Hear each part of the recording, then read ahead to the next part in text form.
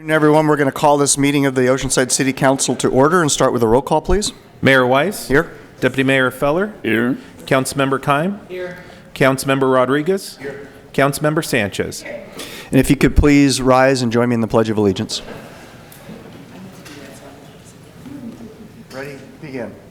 I pledge allegiance to the flag of the United States of America and to the republic for which it stands, one nation, under God, indivisible, with liberty and justice for all.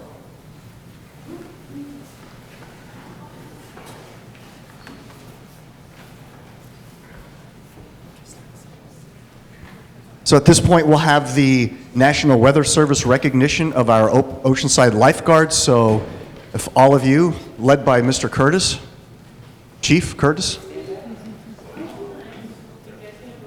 He just got promoted. Thank you, sir. You're welcome.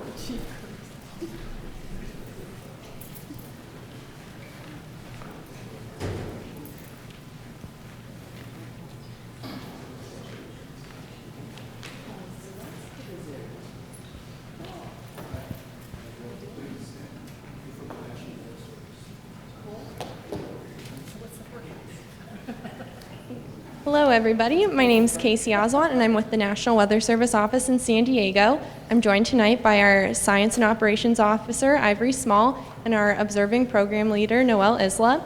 We're here to present an award to the City of Oceanside Fire Department's Lifeguard Division for their excellent support and service in partnership with the National Weather Service. Their support for the USLA NWS NOAA Rip Current Observing Program is helping researchers at our national headquarters develop a rip current prediction model, which will improve our beach forecasts. The rip current observations taken by the lifeguards also help the forecasters in our office achieve better situational awareness. As we move forward, the main goal of this project is to improve public safety by increasing public awareness of rip currents. With the dedicated support of the Oceanside lifeguards, we are confident that our partnership can achieve our mutual goal of protecting lives and property. Thank you for all that you do.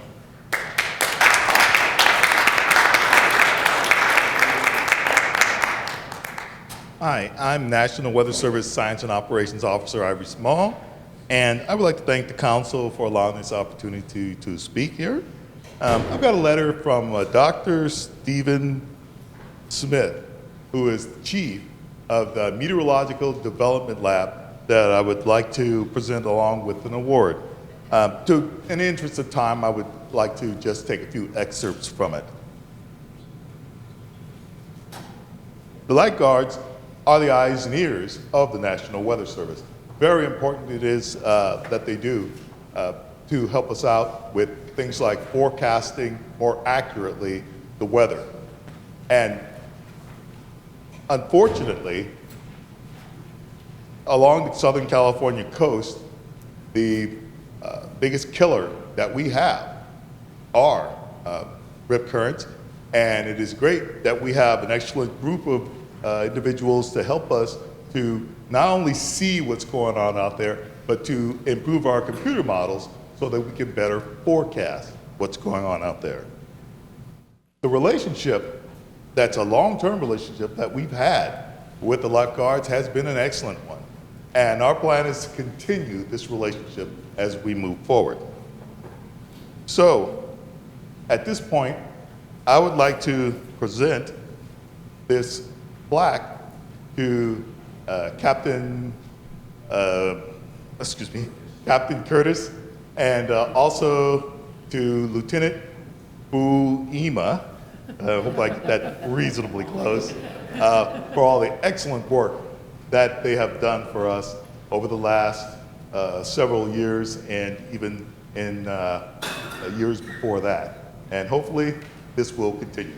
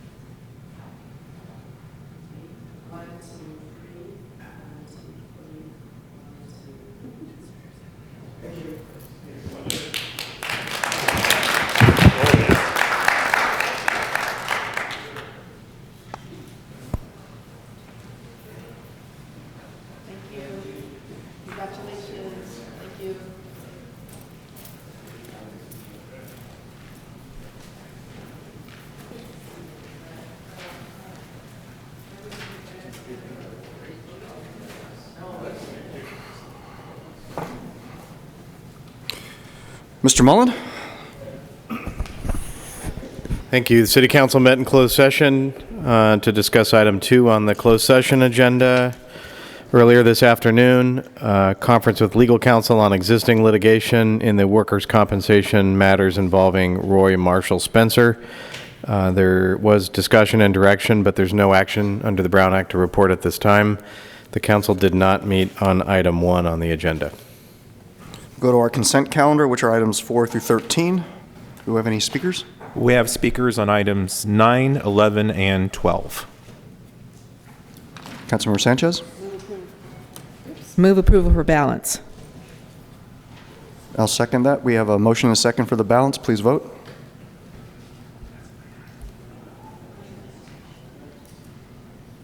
Motion approved, 5-0. Let's go to item 9.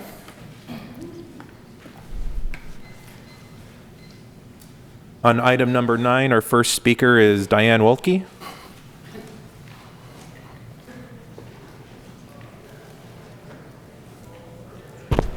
Good evening, Mayor, council members. Regarding the overhauls of the playground areas at the 2 parks that are mentioned, the Joseph Sepulveda and particularly the Marlato Highlands parks, both of those parks appear to have recently been remulched. And I know that on your item, it says that the plan is for resilient rubber surfacing and for engineered wood chips. These are not required for ADA accessibility compliance. And again, because a tire is a tire is a tire, no matter if you crumb it, mulch it, cut it, slice it, dice it, it's still going to be a tire.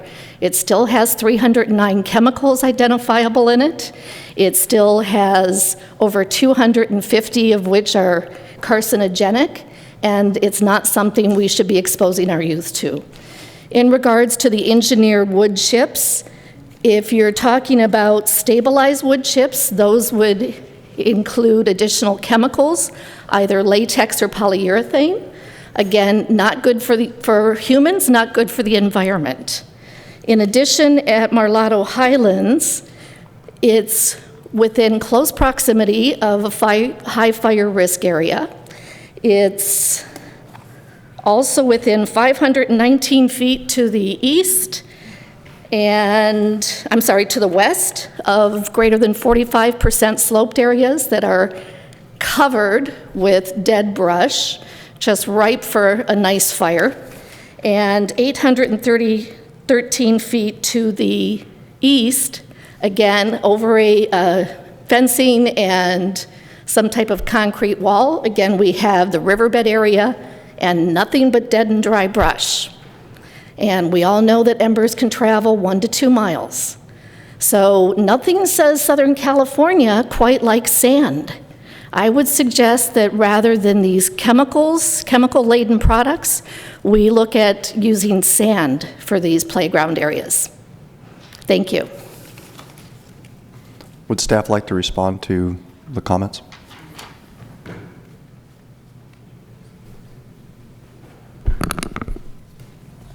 Comments regarding resilient surfacing and playground equipment area. Honorable Mayor, council members, Nathan Mercer with the Public Works Department. What we are doing here is kind of what's already in place. There are standards related to playground safety and equipment. Resilient surfacing is the highest and best surface for protecting children when they fall off of equipment. You do have to have AD access to playground equipments, and that is one way we can get that access is with the resilient surfacing. The engineered wood chips is the next best surface and they're natural wood chips, they're just shaved. That's the next best surface in terms of protecting from fall heights of children off of the playground equipment as well. Sand is the worst surface for fall heights and protection of kids when they fall off playgrounds. Thank you. Councilmember Sanchez? Question for staff.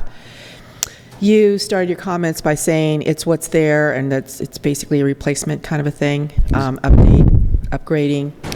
So I know a lot has happened in the last few years, in a lot of research has taken place on chemicals and certain chemicals and whether or not certain chemicals are safe for children and other humans.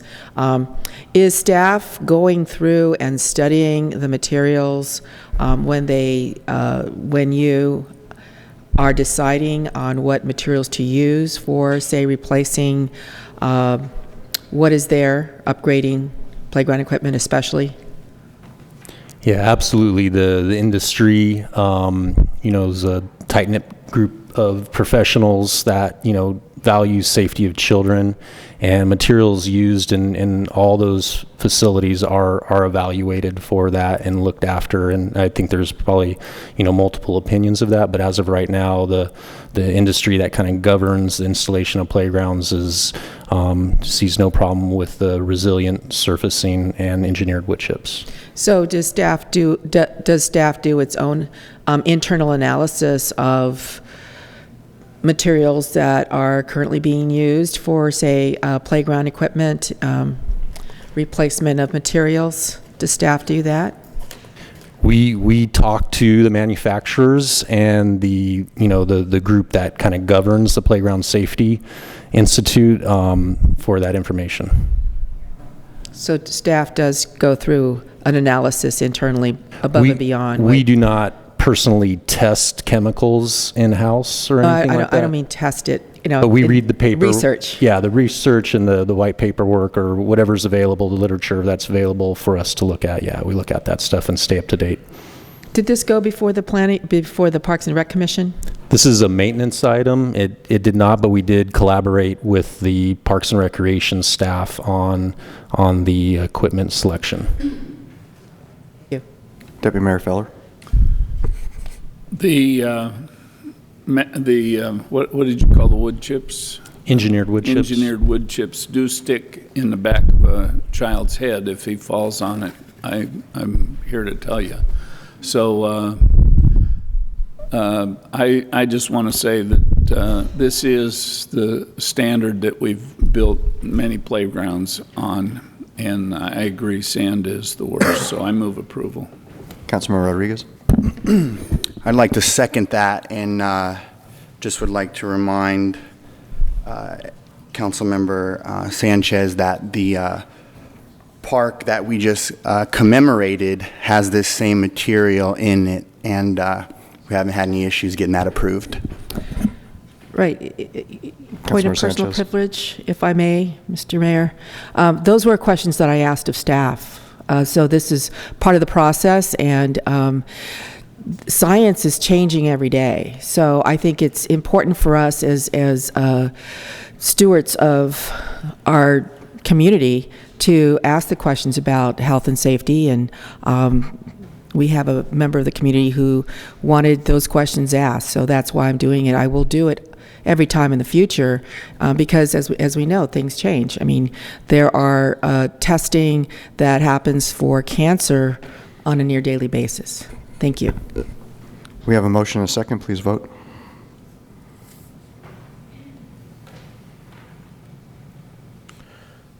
Motion approved, 5-0. 11.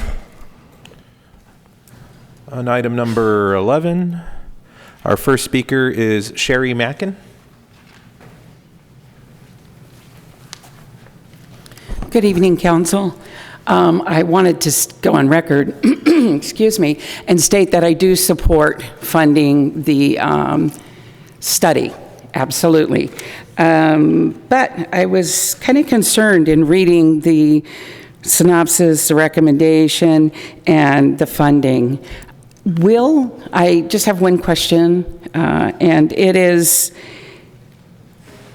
we're taking from the 21-22 funding, money out of that for sand replenishment project funds, 21-22, in order to pay for the study, our portion of the study. So I just want to make sure that we will have funds available to do our beach replenishment, sand replenishment, dredging for the calendar year 21-22.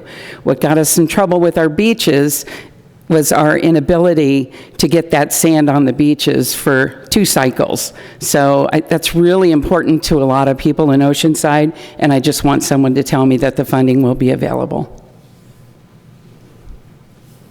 Thank you. Is that all the speakers? Mr. Koger, would you like to answer that, please? Honorable Mayor, council members, Kyle Koger, Public Works Director. So we're taking the funding for this grant out of the sand replacement project. I believe we put in the staff report, it's for fiscal year 21-22. It's just a fund, and it's currently funded. We have a good bit of money in that account, and that's what we're taking out of it. The fiscal year shouldn't have been put in the staff report. So it's basically a fund that we put money into every year. And to answer Ms. Mackin's question, yes, there will be money for future years to pay for extra sand from the dredging project. The dredging project is paid for by the Corps and the Navy, and then we keep extra funding on hand every year to pay for any extra sand from that project, which is what she was asking about, I believe. Thank you. Councilmember Sanchez?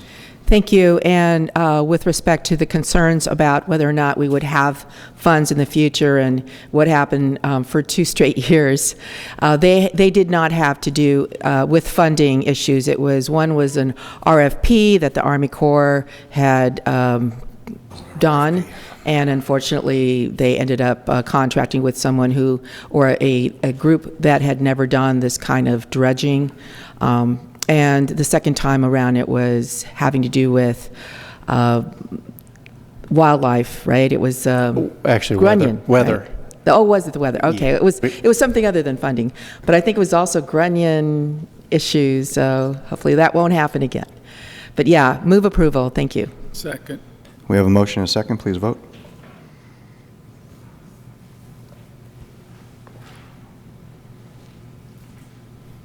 Motion approved, 5-0. Item 12. Item 12, we have 2 speakers. Our first speaker is Ellie Walton, to be followed by Fabio Marchi. Hi, everyone. Nice to see all of you. My family and I met with President Trump in the Oval Office on April 11th last year. We were invited to the Oval Office because my father is a 100-year-old World War II vet, and the president was honoring his service to the country. Fabio was invited too, but he was busy building our condos in South Oceanside. Now, I'm not very political, but my father believes that the president has been right on many things, although he is not particularly fond of his tactics. I only share that because, in a sense, I see the similarities with Fabio's approach to the city and the underground fire main. But old bluster set aside, Fabio, as an engineer, has indefatigably and correctly argued that the underground fire main he installed is adequate and allowed by NFPA 24 for the purpose. NFPA 24 is installation of private fire service mains. The chairman of NFPA 24 agrees, Bob Caputo. You have his letter. 21-year member of NFPA 13 Installation Committee, the authority on underground fire mains. Based on NFPA 13's equivalency clause, which allows equal or better materials, the chairman wrote, "The documentation clearly shows this material to be of equal or superior strength over Schedule 40C PVC, which is listed by UL for this purpose." Chief Robinson is correct that the pipe installed is not listed, although AHJ Parsons allowed Fabio to bury the pipe. So the chief wants Fabio to dig up the superior strength pipe, replace it with the inferior pipe, we all know that. However, NFPA 13's equivalency clause makes clear that the pipe does not need to be listed. It just needs to be the same or better than the one listed. This equivalency clause is just as valid as any other section of NFPA, including the table of listed pipe. While the NFPA chairman gives great deference to the AHJ, as he should, Chief Robinson is not an authority on underground fire mains. Logically, he should defer to the NFPA chairman's authority on the subject, accept his confirmation of the superior pipe, as well as the validity of NFPA 13's equivalency clause. I repeat, the documentation clearly shows this material to be of equal or superior strength over Schedule 40 CPVC, which is listed by UL for this purpose. So let's please keep an open mind. I'm running out of time. Let's not focus on the substance, on the presentation, but let's focus on the substance. It's really simple. NFPA's equivalency clause allows equal or better materials. The pipe Fabio installed is better. The NFPA chairman himself agrees, and AHJ Parsons allowed him to bury it. We therefore request your permission to keep the superior pipe. And by the way, back to my dad, if you watched the Super Bowl on Sunday, that was him at the coin toss in the wheelchair, and he'll be 101 next week. Our next speaker is Fabio Marchi. And if you could keep in mind, this item is actually on the adoption of bylaws for an appeals board, not actually hearing an appeal on your pipe. Councils, this is an experiment that they call the invisible gorilla. You can see it online on YouTube.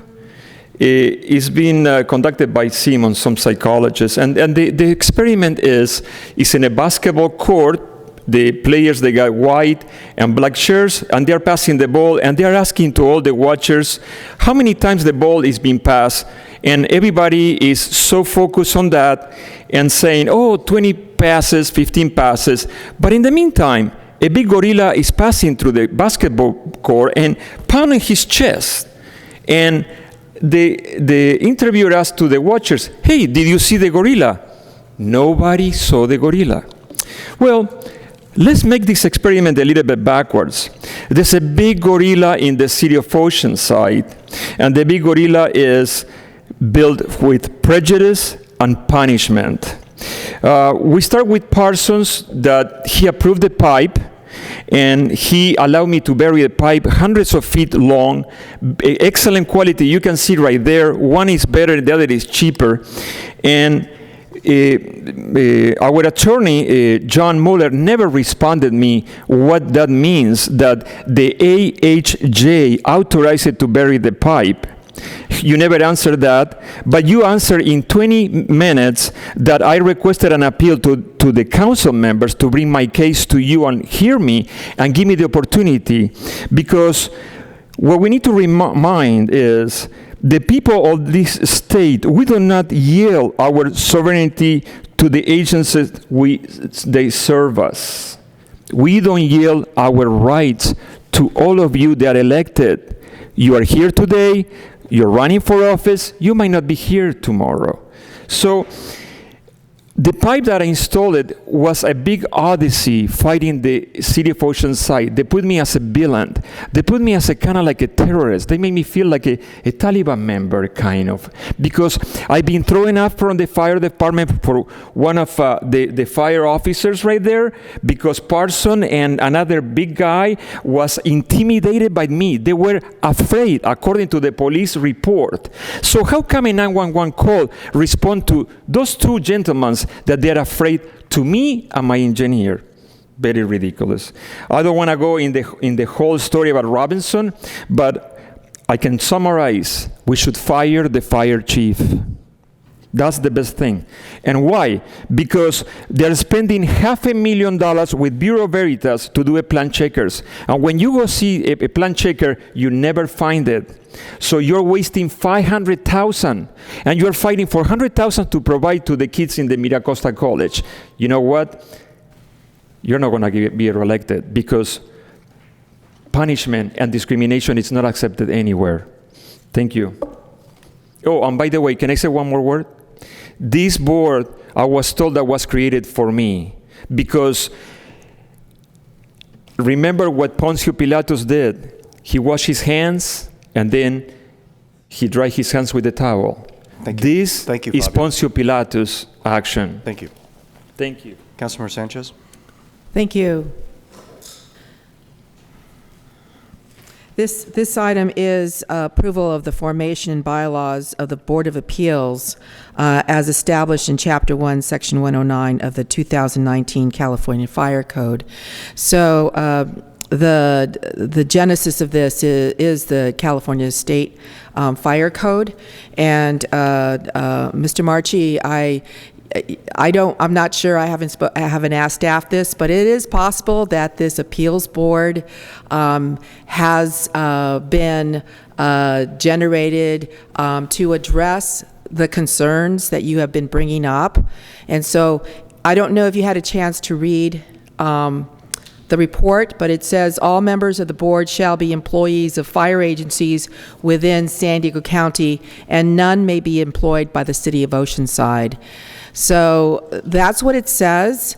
And I know you're raising your hand, but this is not for discussion at this point, other than what is being brought for us, and it's very specific. It's the idea of an appeals board that hopefully will other people be able to review concerns such as yours, will hopefully be able to have another kind of conversation, another dialogue, and perhaps, of course, they all have to comply with the codes, with state codes. So I know you have your hand up. I can't answer your comments are. We've already gone beyond public comments, but I'd be happy to talk with you. I know you've called me, so I'm going to go ahead and move approval. And I do hope that it feels more like it's objective. There will be different people listening to concerns, appeals, such as by yourself. So move approval. Thank you. Councilmember Rodriguez. Question for staff. When will this board be established, and when would they be able to support an appeal?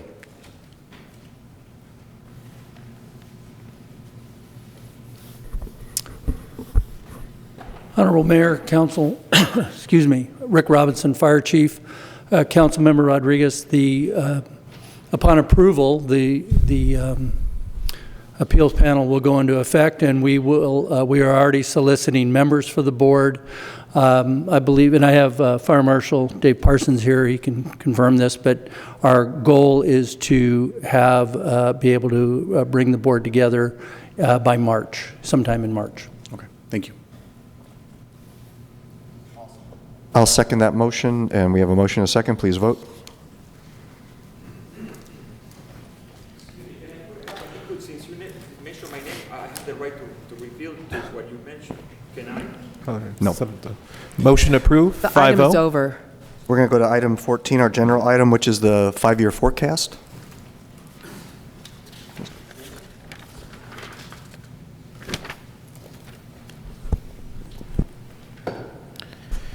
Good evening, Honorable Mayor and Council members. Jane McPherson, Financial Services Director, here to present the 5-year forecast.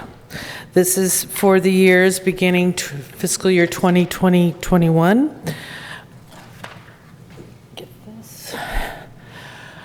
The whole purpose of this is to help with planning, obviously, but identify financial trends, identify any changes in expenditures through working with departments, project the cost of maintaining current service levels, and we're recommending that the City Council accept the fiscal year 2020 to 2025 General Fund 5-year forecast. There's quite a few assumptions that we use to put together the forecast. We assume static conditions. We take the fiscal year 1920 that we're currently in and roll over the basic expenditures for maintenance and operations.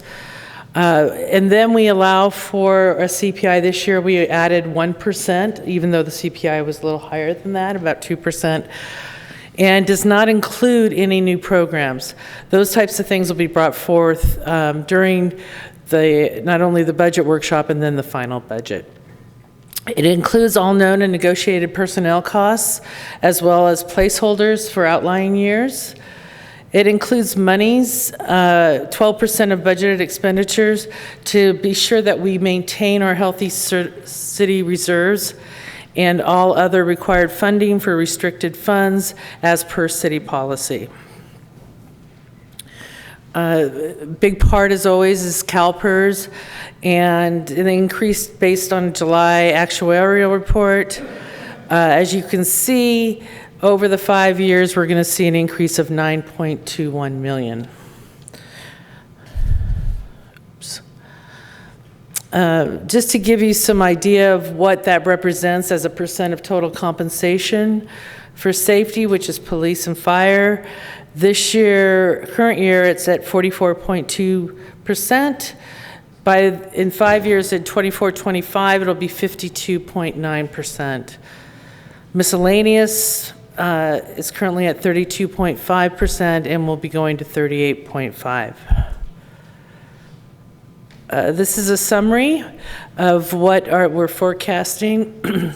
Final budget numbers do vary a little bit based on what council priorities are and directions that we're given. We're currently looking at general fund revenues to be at $166.92 million, expenditures at $165.61 million, for a surplus of $1.31 million. So just talk about some capacity that we'll have. The surplus of $1.31 million will allow for minor net new ongoing costs and some one-time items.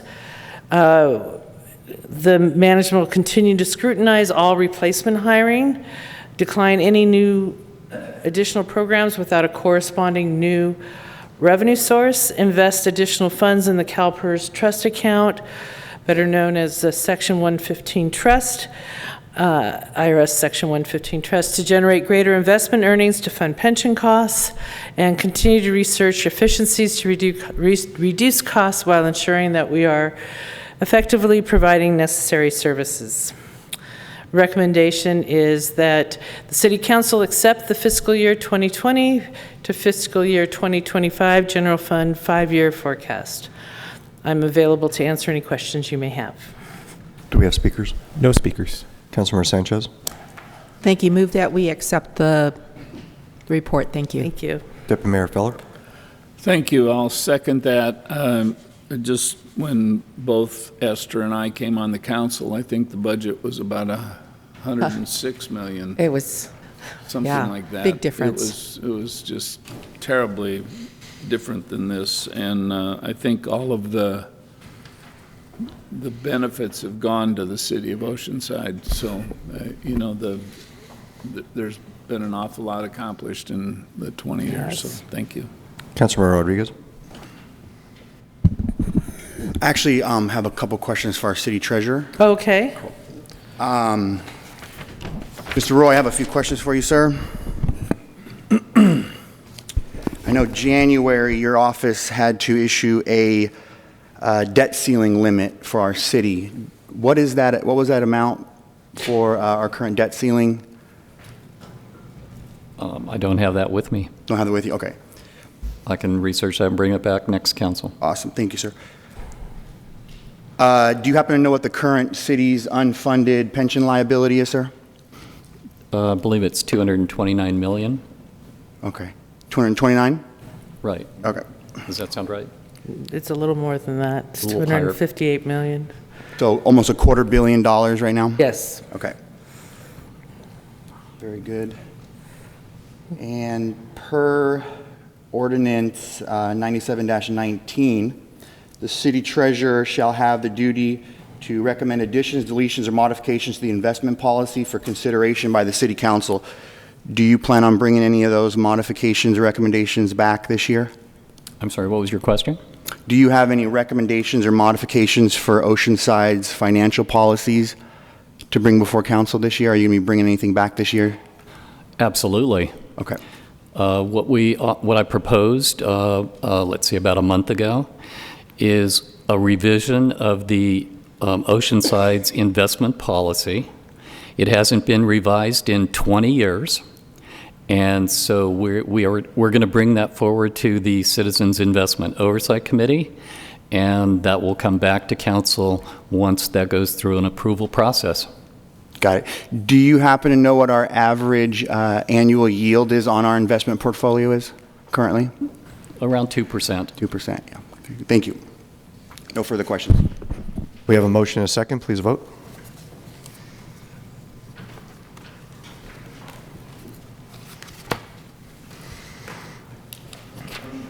Five-0. So We'll go to item 15, which is a professional services agreement for Phase 2 of the city's general plan update.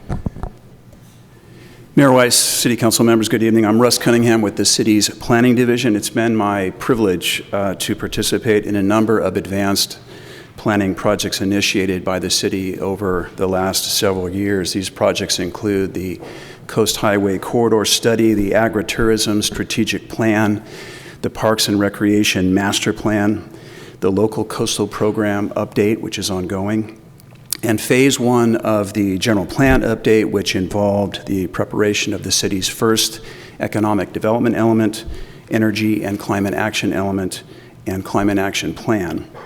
Together, these projects have moved us toward a more comprehensive and integrated vision of the city's future, a vision supported by policies and strategies that encourage a very conscientious and sustainable approach to growth and change. At this important juncture in the city's development history, as we segue from growing outward to essentially growing within the city's urban fabric, these projects have helped to identify both the opportunities and the constraints that define the city's potential going forward. Its potential to expand local commerce and employment, to provide essential public services, to facilitate housing development for all segments of the community, to preserve and enhance the city's character-defining assets, etc. Your approval of the budget appropriation and consultant contract before you this evening would allow city staff to undertake what we see as essentially the capstone of these recent advanced planning efforts, a comprehensive general plan update supported by focused planning efforts for South Morrow Hills and the city's major commercial corridors. Staff is seeking a budget appropriation of just over $2.8 million to cover the cost of consultant services, provide for a $125,000 contingency, and set aside funds for materials and supplies.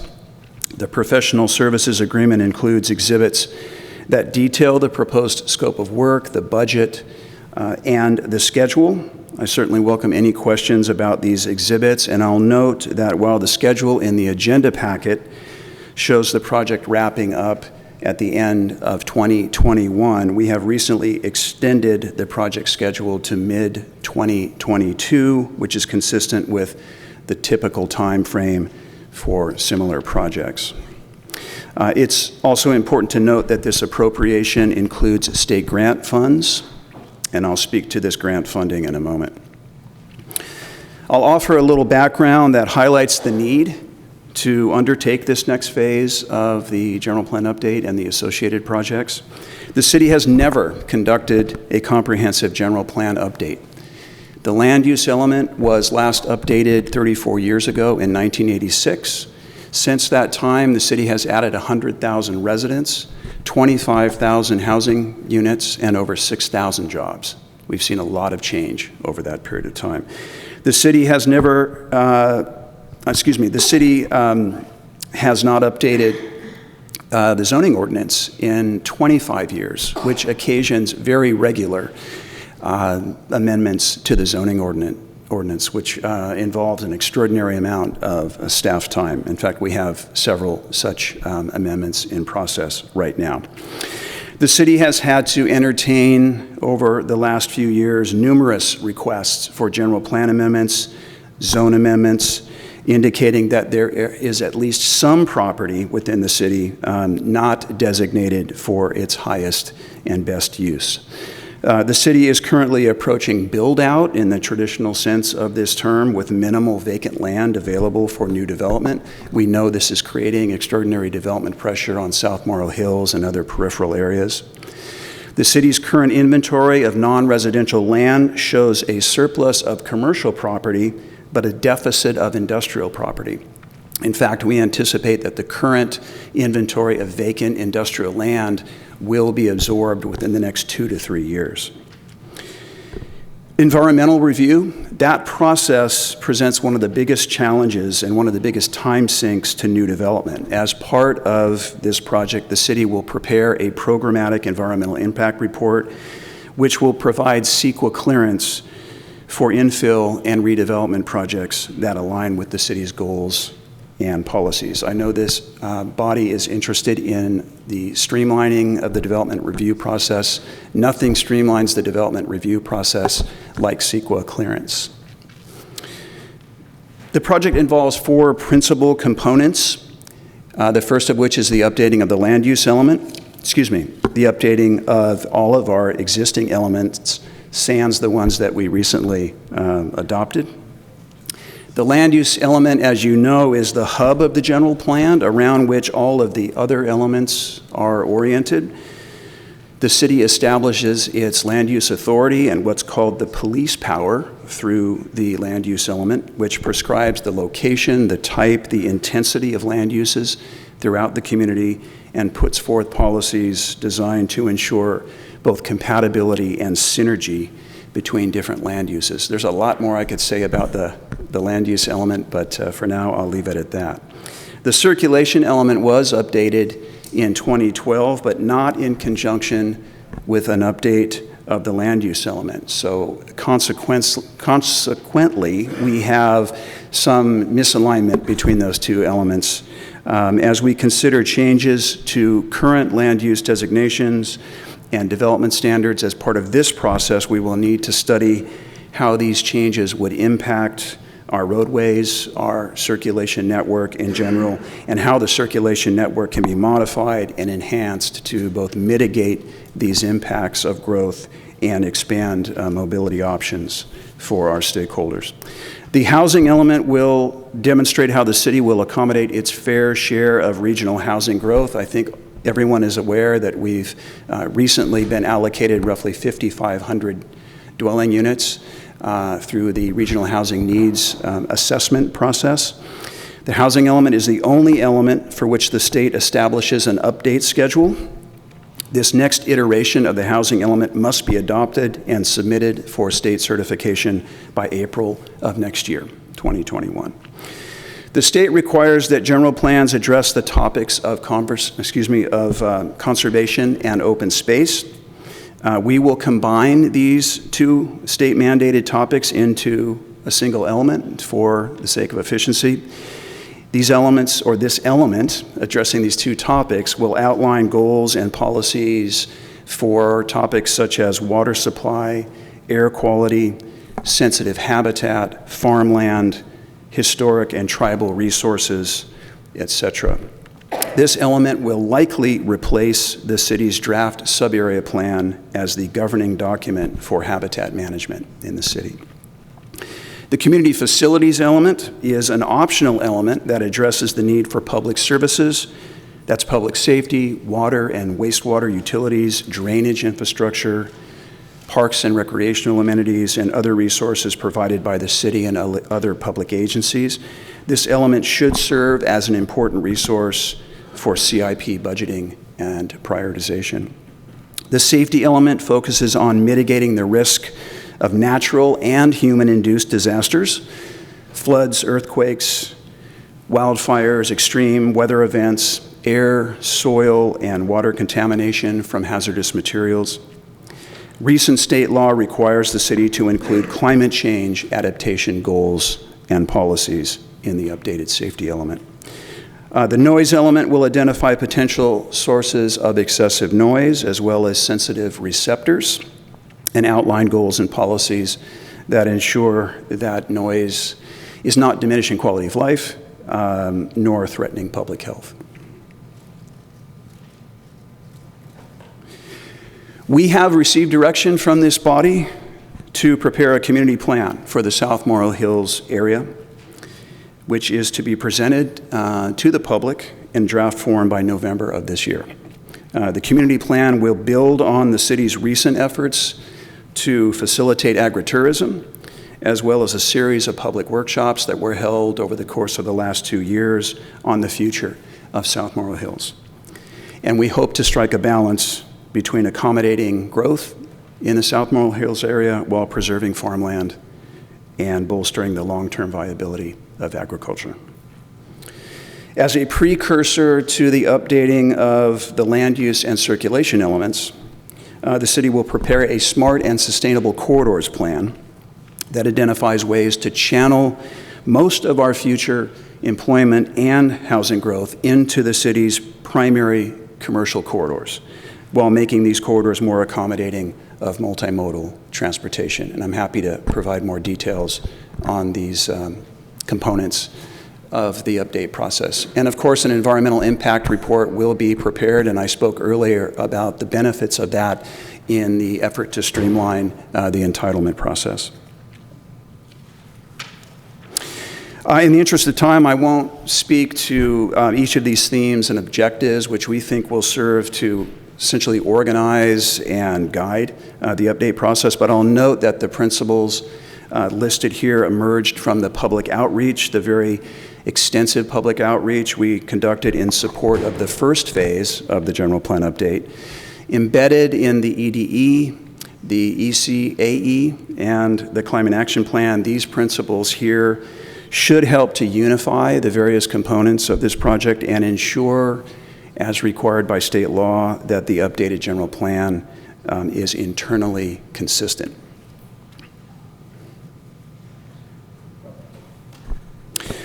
Diane Wilkie from the Bay Area will lead a consultant team that comprises these firms listed here.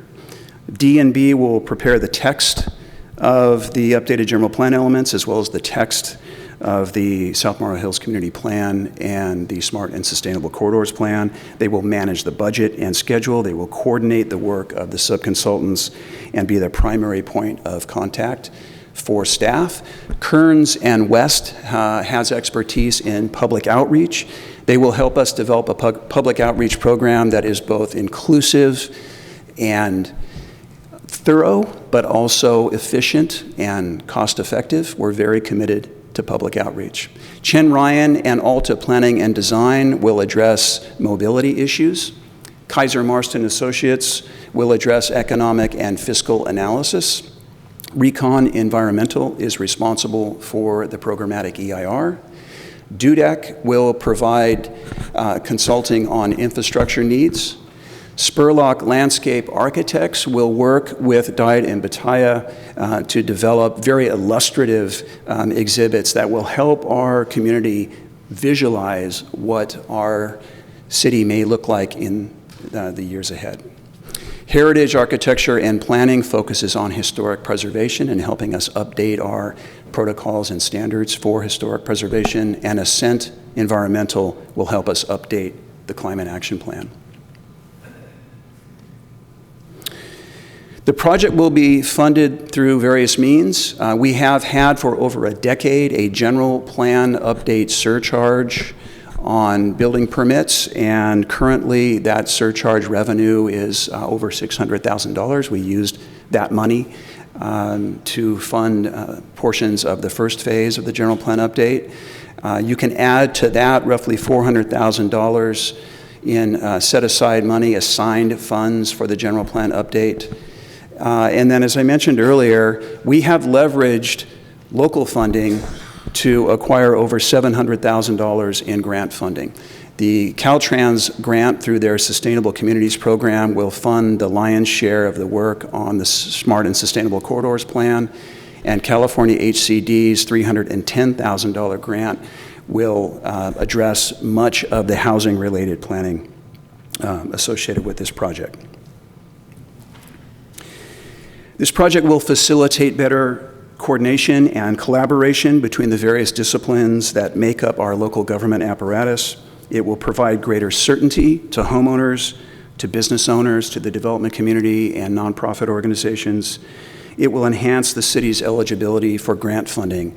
I could go on, with the benefits, but I will leave it at that and say that staff recommends that the City Council approve the budget appropriation in that amount listed here, approve the professional services agreement with Diet and Bhatia, and authorize the city manager to execute the agreement. And I'm happy to answer your questions. Do we have public? No public. Deputy Mayor Feller? Thank you.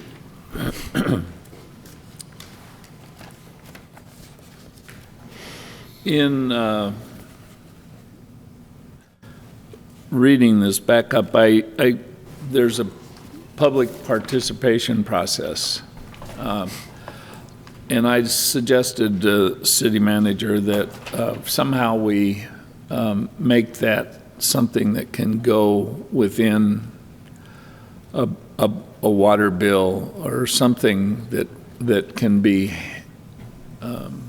so not just the people that happen to look on our website see when and where, but and give them plenty of notice and as much notice as we can. It really can't cost that much more to put it in a water bill or some sort of, they need to participate in something that's probably one of the biggest things that we'll do in a long time. So, Deputy Mayor, that's an excellent suggestion, and that is on our radar, and we will leverage every available reasonable technology to get the word out to our residents and encourage their participation.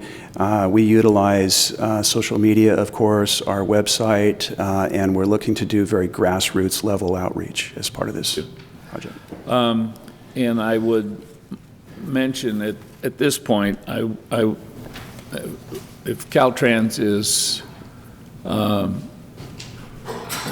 going to fund some of that that part of the circulation element in the traffic management, we can't be telling them that we want to remove bridges and roads and those kinds of things that are important for that circulation element. So I hope we can make sure they're aware of that. I would like to make sure that the Oceanside Boulevard plan is something that they look at as going forward. Rena Sandag is receiving some appeals from some of the cities that were not pleased with their portion, and so ours could go up. I had spoken with Director Hunt there about how many more we could take, and at 5443 right now we can't take a lot more. So the last thing I think I have is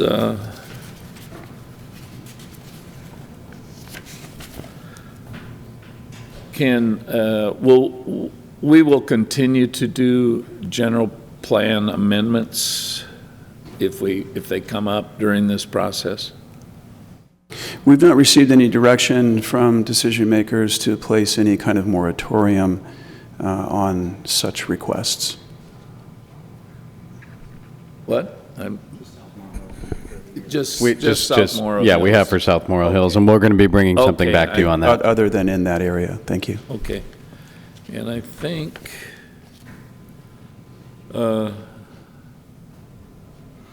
I'd like to take a bus ride with the tour whenever you do that. So, and I'm sure everybody would like to see what you're going to show if you can accommodate it.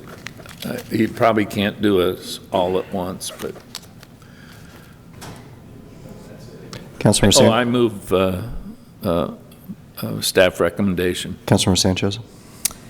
Thank you. And Mr. Cunningham, I'm glad that you mentioned that the timeline would be extended because this is something that's really exciting and it's costing the taxpayers a lot of money. So over $2.7 million. I did want to ask you if D&B has representatives here that you could introduce.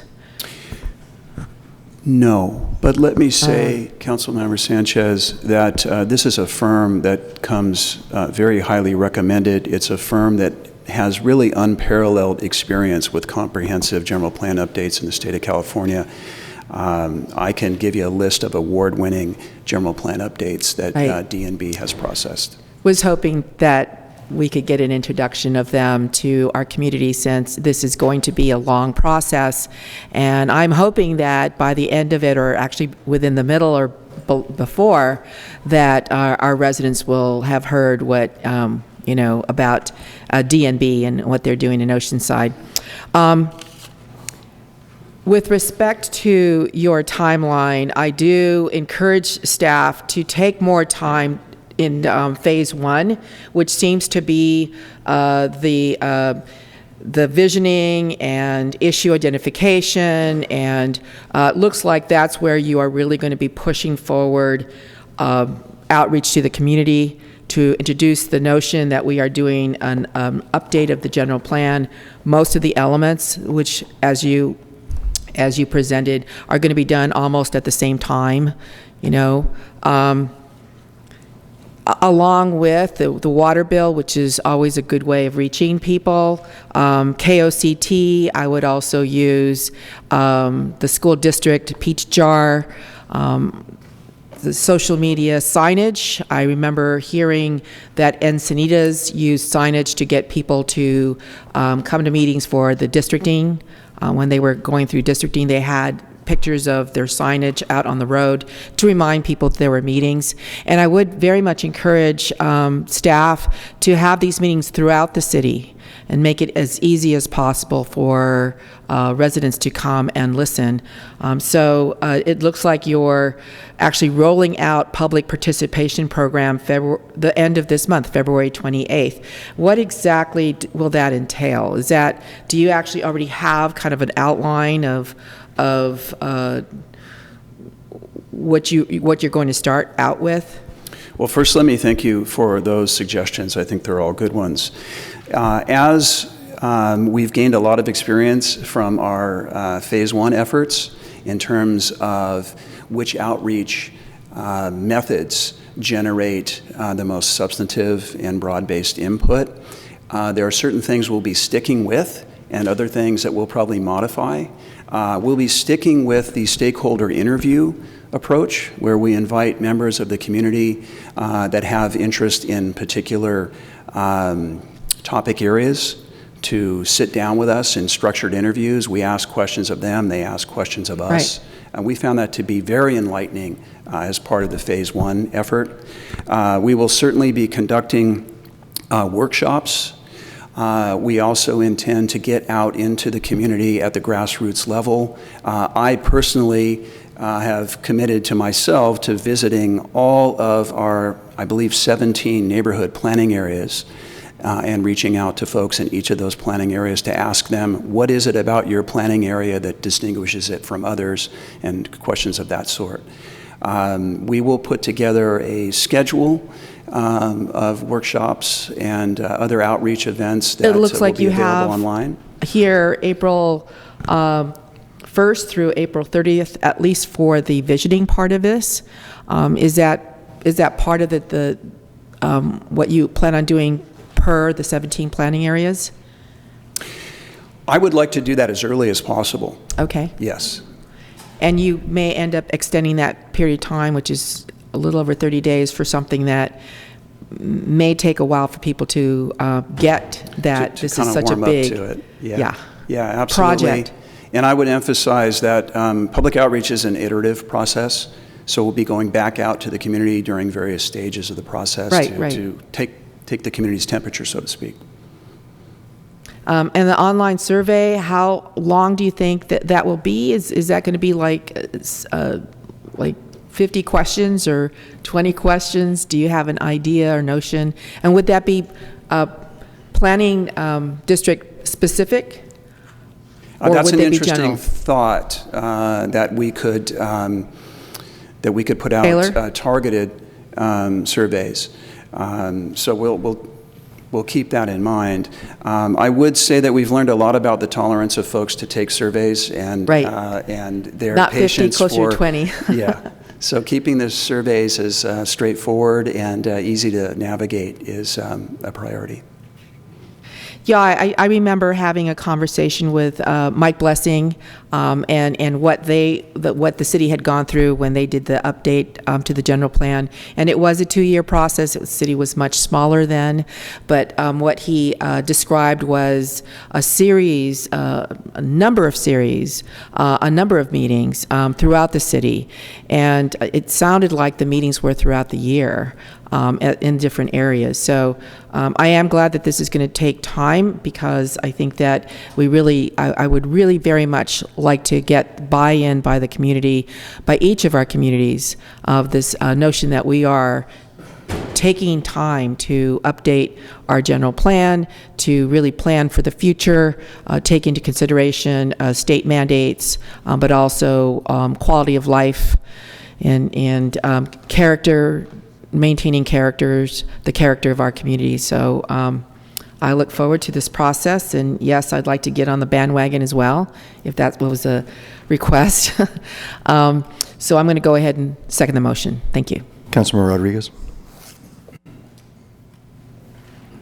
I will be really quick. I just would like to say that I'm really excited for the city of Oceanside to finally be moving on this. It's not going to be easy, and I would encourage staff to do everything in their power to really get the word out, to involve as much of our city as possible in this process. I would also like to state on the corridor, the smart and sustainable corridor studies, our stakeholders both involve our residents as well as our businesses, as well as the development community who would come in and participate in building what we want to be smart and sustainable. And so I would encourage inviting those stakeholders as well to make sure that the plans we put together match up in a way that makes business sense for it to actually get done, and not just what looks good on paper.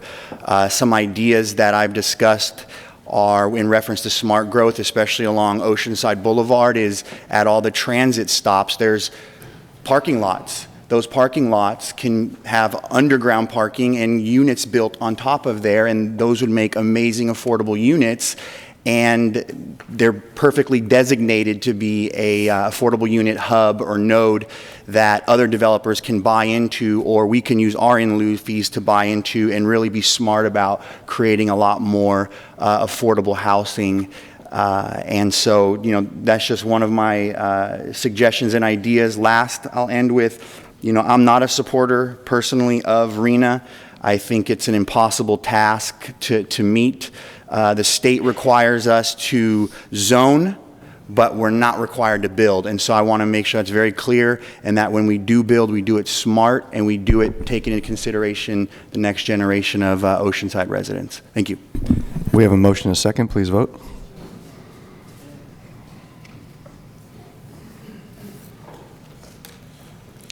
Motion approved, 5-0. At this time, we'll go to our public hearing item, which is resolution overturning a planning commission resolution denying without prejudice the hotel on El Corazon. I'll open the public hearing and start with disclosures. I've had, I think, about 20 emails from constituents, as well as contact from the developer, the builder, and staff. Staff, the applicant, and the community. I've met with the applicant twice, and I've had emails from a number of residents. I've received a number of contacts and communications from the public. Staff, applicant, community. Mr. Greenbauer, you're up.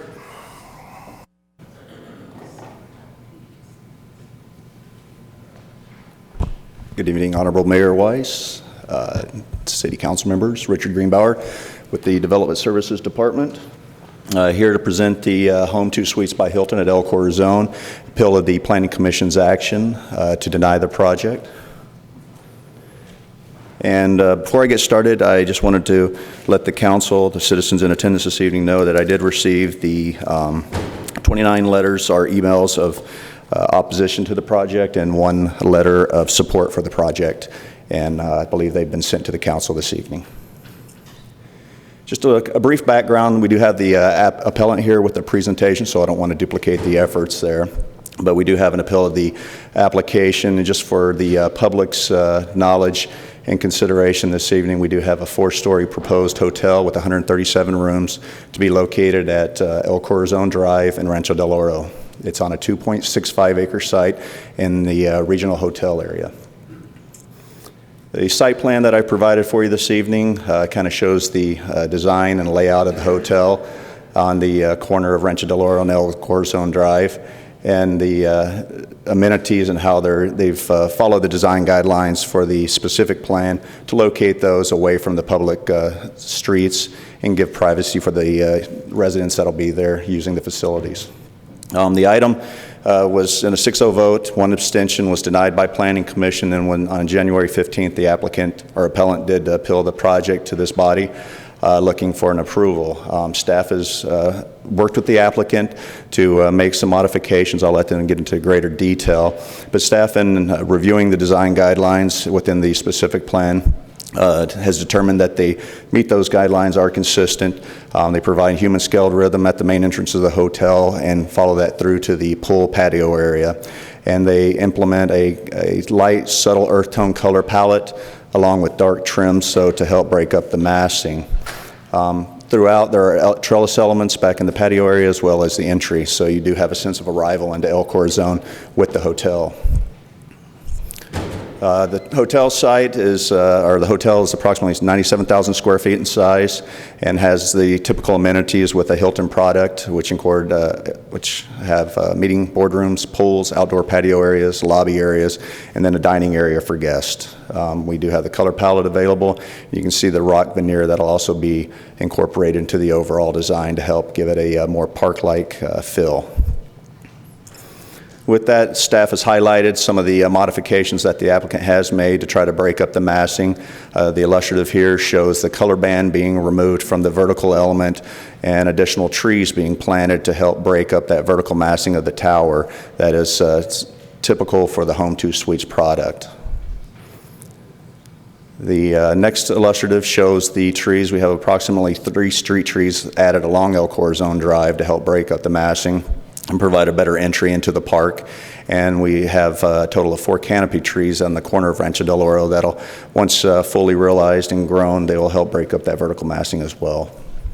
With that, staff recommends that the City Council adopt the attached resolution overturning Planning Commission's denial and approving the development plan. I'll make myself available for any questions and have Mr. Jason Huber with Sterling Development here to give a presentation as well. Thank you. So this is the time for the applicant's presentation. You have a total of 20 minutes, including rebuttal time.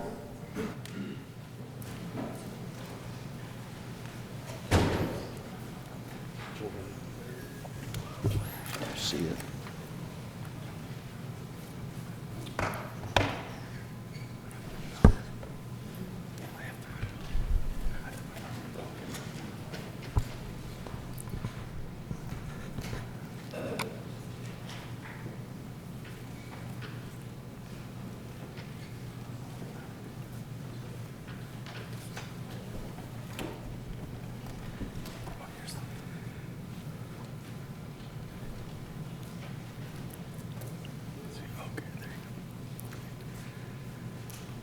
Good evening. Mayor Weiss and honorable council members Feller, Rodriguez, Keim, and Sanchez. My name is Dougal Agan, and I'm the president and CEO of Sterling Development. I'm excited to announce that this year marks our 20th year developing in Oceanside. Our efforts over the last 20 years working closely with City Council and your exceptional staff has created tremendous success for our Ocean Ranch Corporate Center development, as well as the entire city of Oceanside. Our joint efforts with the City Council and staff has generated for the city of Oceanside thousands of jobs and has attracted major companies like Genentech, Gilead, Coca-Cola, MagnaFlow, KBS, Suja Juice, Brixton, Federal Heat Signs, Hexagon Meteorology, Ameriloom, and many, many more. The Ocean Ranch Corporate Center development alone represents a current capital investment into the city of Oceanside in excess of $500 million. Tonight, Sterling Development is here to present another job-generating opportunity for the city of Oceanside. We have worked tirelessly with your staff for 2 years to process approvals for Hilton's newest global brand hotel, Home2 Suites. Hilton's proposed 137-room hotel expects to generate over $650,000 of annual transient occupancy tax revenue, $1 million of development fees, and will create over 200 direct and indirect jobs. Oceanside City staff has deemed our submittal to be in 100% conformance with the El-Cor Zone Specific Plan and is recommending Hilton's Home2 Suites site plan submittal be approved. Sterling Development's project manager, Jason Huber, will now present the details of Hilton's Home2 Suites site plan submittal. Thank you for your support.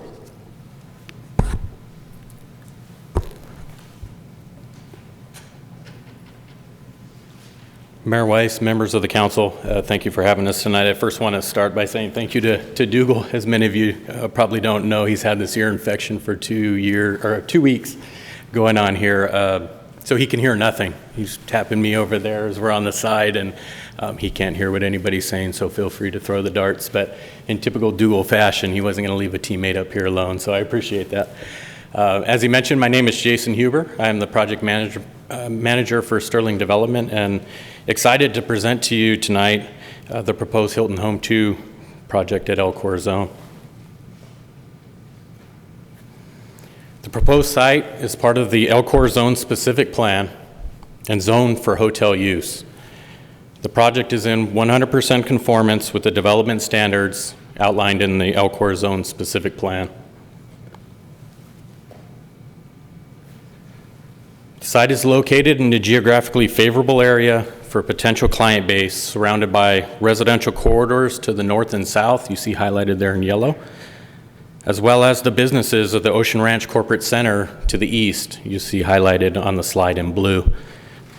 This location is also ideal for Home2 Suites to support the teams and guests that utilize the facilities at El-Cor Zone Park. Located in close proximity to the Residence Inn and the Courtyard by Marriott, Home2 Suites will offer Oceanside visitors a third hotel option to choose from at El-Cor Zone.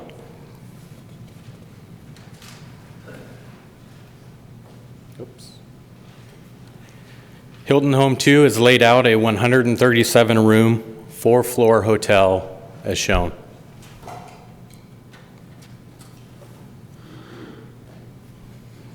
Once again, Home2 Suites is in 100% conformance with the design guidelines outlined in the El-Cor Zone Specific Plan. As previously stated, the site is zoned for hotel use. The site is approved for a maximum of 150 rooms. 137 are proposed. All setback and height restrictions have been met. 137 parking stalls are required per the specific plan. 142 are provided. 1,500 average daily traffic trips, or ADTs, were allocated to the lot. 952 will be utilized by the Home2 project.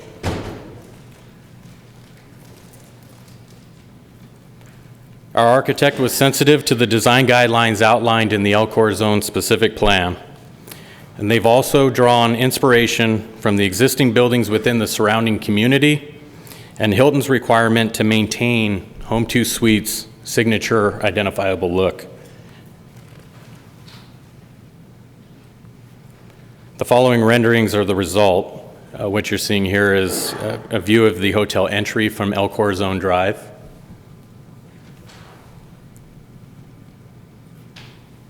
And this is the view from the intersection of Rancho del Oro and El-Cor Zone Drive. Now, in light of suggestions offered at the Planning Commission hearing, we worked with staff to make thoughtful modifications to soften the elevation accent colors, as Richard previously pointed out, on the beacon tower, the corner of the building, and enhance landscaping at the intersection to naturally screen the building. You'll see the multi-layer of trees added at the intersection to screen the building massing. We've also protected an area to accommodate a future El Corazon Park monument sign, as you can see in the rendering.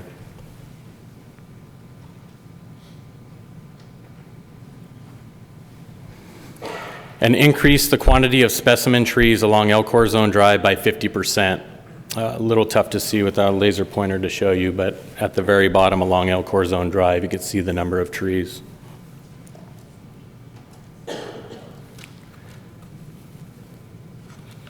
Hilton Home 2 Suites will also provide significant economic benefits to the city of Oceanside.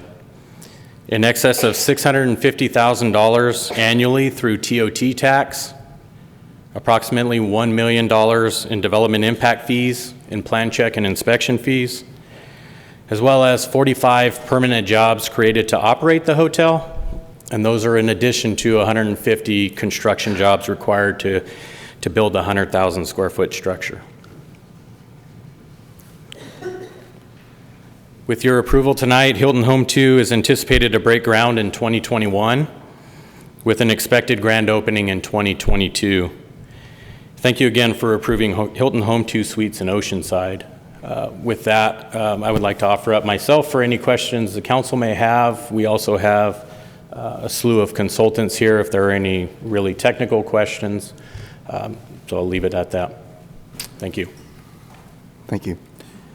This is a public hearing. Do we have speakers? Yes, we have currently 4 speakers. Our first speaker is Sherry Mackin, to be followed by Debbie Allen, to be followed by Joan Bachman. Good evening. I guess we don't have to say our name anymore. Sherry Mackin, Oceanside resident. I'm a little confused or unclear. If the changes were made after the Planning Commission meeting, those changes were made to the color palette and the additional trees. Can you address the council, Sherry? Excuse me? Exactly. Okay, well, I support the Planning Commission denial, stating it's a bad design. However, depending if the trees were added in between the Planning Commission meeting and this meeting, that would actually make me think a little further on that. So I'm sorry, I wish I could say definitely. I don't care for that design personally. I think it's pretty stark for the area. And I know we wanted to have the entrance of El Corazon lined with trees.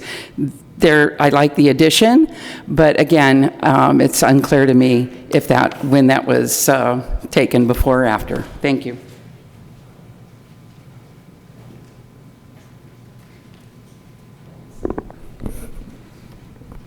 Good evening, Mayor Weiss and council members. My name is Debbie Allen, and I'm the chair of the Oceanside Chamber of Commerce Board of Directors. I'm here this evening to express the chamber's support of Sterling's Hilton Hotel project for El Corazon. We were disappointed with the Planning Commission's decision in the project, but confident that the council will do the right thing this evening. As stated before, this project is a 100% conformance with El Corazon's specific plan and will bring the Hilton brand to Oceanside for the first time. Moreover, the economic benefits that have already been stated to Oceanside are substantial. These include an estimated $650,000 in annual TOT tax, which will support a wide variety of public services benefiting our residents. The project will also bring an estimated $1 million in fees to the city, along with 45 permanent jobs. Sterling has developed high-quality projects in our community for many years, and we look forward to seeing this hotel completed in El Corazon. Thank you. Joan Bachman, to be followed by Diane Nygaard.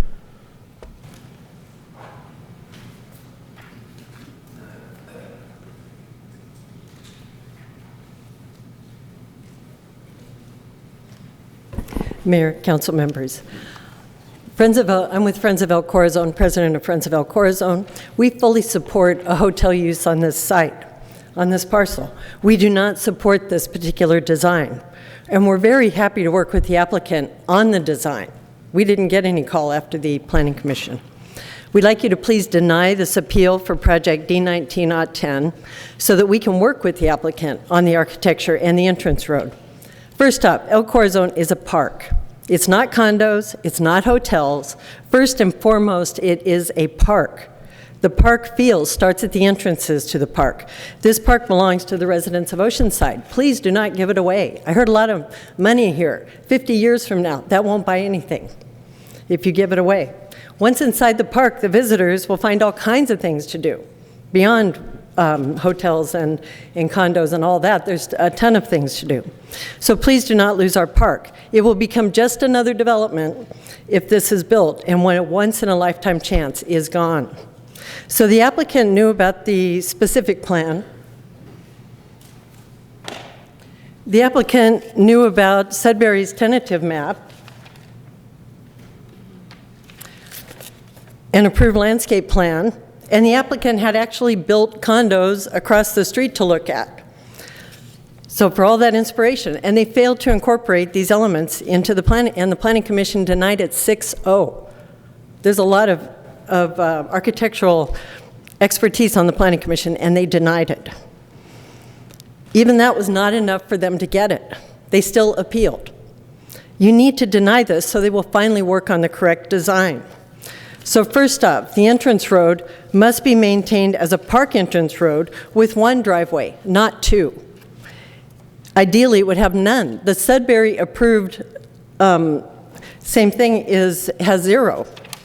The conditions on the project are not acceptable. The condos haven't planted their trees. As far as I can tell, I can't find them. So please do not accept these conditions because the conditions just aren't going to work for us. The center median must be planted with trees. And the architecture looks like an institution. The design fails to take advantage of unblockable ocean views and sunlight, and is not at all inspired as directed in the specific plan. The colors do not change massive walls with no relief. The tower could be a feature, and now they're minimizing it. Balboa Park has a wonderful tower. So the cheapest time is to fix this is now. It can only get more expensive, and the costs to us of losing our park are horrific. So the city needs to grant an easement because we do not need 2 driveways on there. The whole frontage of this is concrete. We need to have 1 driveway. The city owns the land next to it. Please grant an easement out that way. We'll put a temporary road in there. The senior center has had a temporary road since it was built, and it has one today. So we need a temporary road out there. We cannot have 2 driveways on our park entrance road. We will lose our park. It will no longer be our park. It will be their hotel.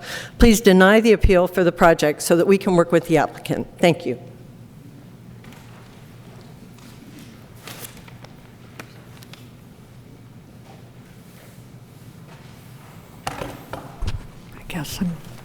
Good evening, Mayor, Council, Diane Nygaard, also with Friends of El Corazon.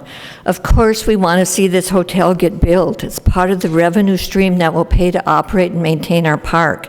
But we need to make sure that it's done right, consistent with the specific plan in a way that benefits our community and not just this developer.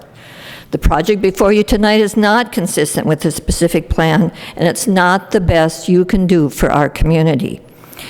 You adopted our first climate action plan last May, and we thank you for that.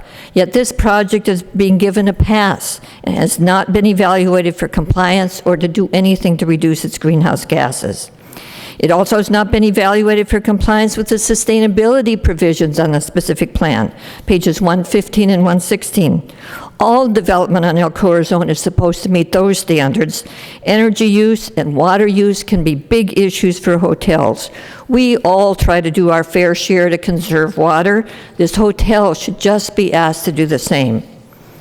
This hotel will be located along the main entrance road to the park, so how it looks and how it accesses will affect the experience of everyone using the park. The Planning Commission unanimously rejected it. One of the emails you got today referred to it as, I quote, "but ugly," unquote. It does not comply with building design or the circulation plan. There's no entrance or exit to this parcel from the main entrance road. It's supposed to be a tree-canopied major entrance with a 12-foot wide planted median, making it clear this is a special place that you're entering. The building facade and 2 major access driveways are not special. The circulation plan has a hotel access from the Loop Road, leaving the tree canopy in place, leaving the pedestrian bike trail free of cars, and creating a sense of place. Sudbury has complied with the circulation plan for access to their commercial development. It's from the Loop Road. It's not fair for this developer to get special consideration again and again, compromising the plan for El Corazon, a park in the heart of Oceanside. Our park deserves better. This developer can do better, but he won't unless you vote no tonight. Thank you. That's all the cards we have, but this is a public hearing. Are there any other speakers on this issue? Okay, this is the time for the applicant. You have some time left for rebuttal.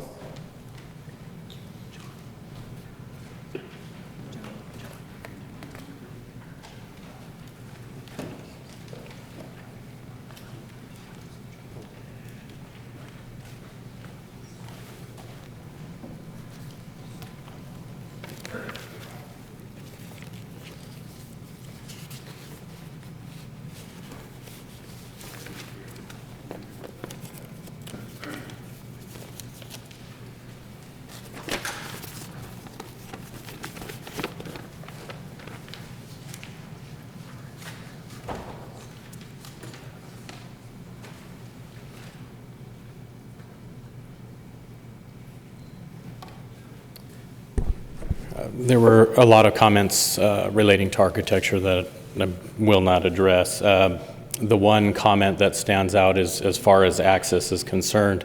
As you look at the specific plan and what they're pointing out, with an access coming off of Park Loop Road, what needs to be understood is that our parcel is here with no frontage on Park Loop Road. We are restricted access off Rancho Del Oro by the terms of the conditions of our parcel map. So the only real access comes off of El Corazon Drive. Again, there's soils conditions, geologic conditions on why that parcel is shaped that way. We have no entrance off of it, and the reasoning on why that takes place. Also looking at the site plan that was brought up by Ms. Bachman, we've worked with staff over now a 2-year period on this, and that is all departments, not only planning, engineering, but also fire, life safety. And a lot of those entrances come into play due to fire access concerns. You'll notice on our site plan, if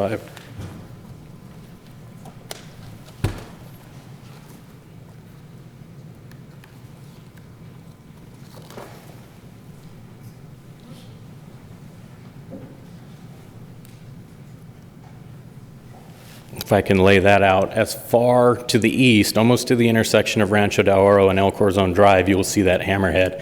That is requested by the fire department to access the building 360 degrees around for fire and life safety. Again, on their site plan, I can see the westerly entry remains, and they're asking to put a secondary access. The fire department will not allow that length of a drive aisle to access that corner of the building without an additional point of exit. That's not the way the fire department code works. So it's difficult based on what they're requesting to allow the fire department to also operate the way they need to operate. It is the reason we have 2 driveways there. And again, that was after careful consideration over about 2 years' time working with planning, engineering, fire, and all of city staff. Thank you.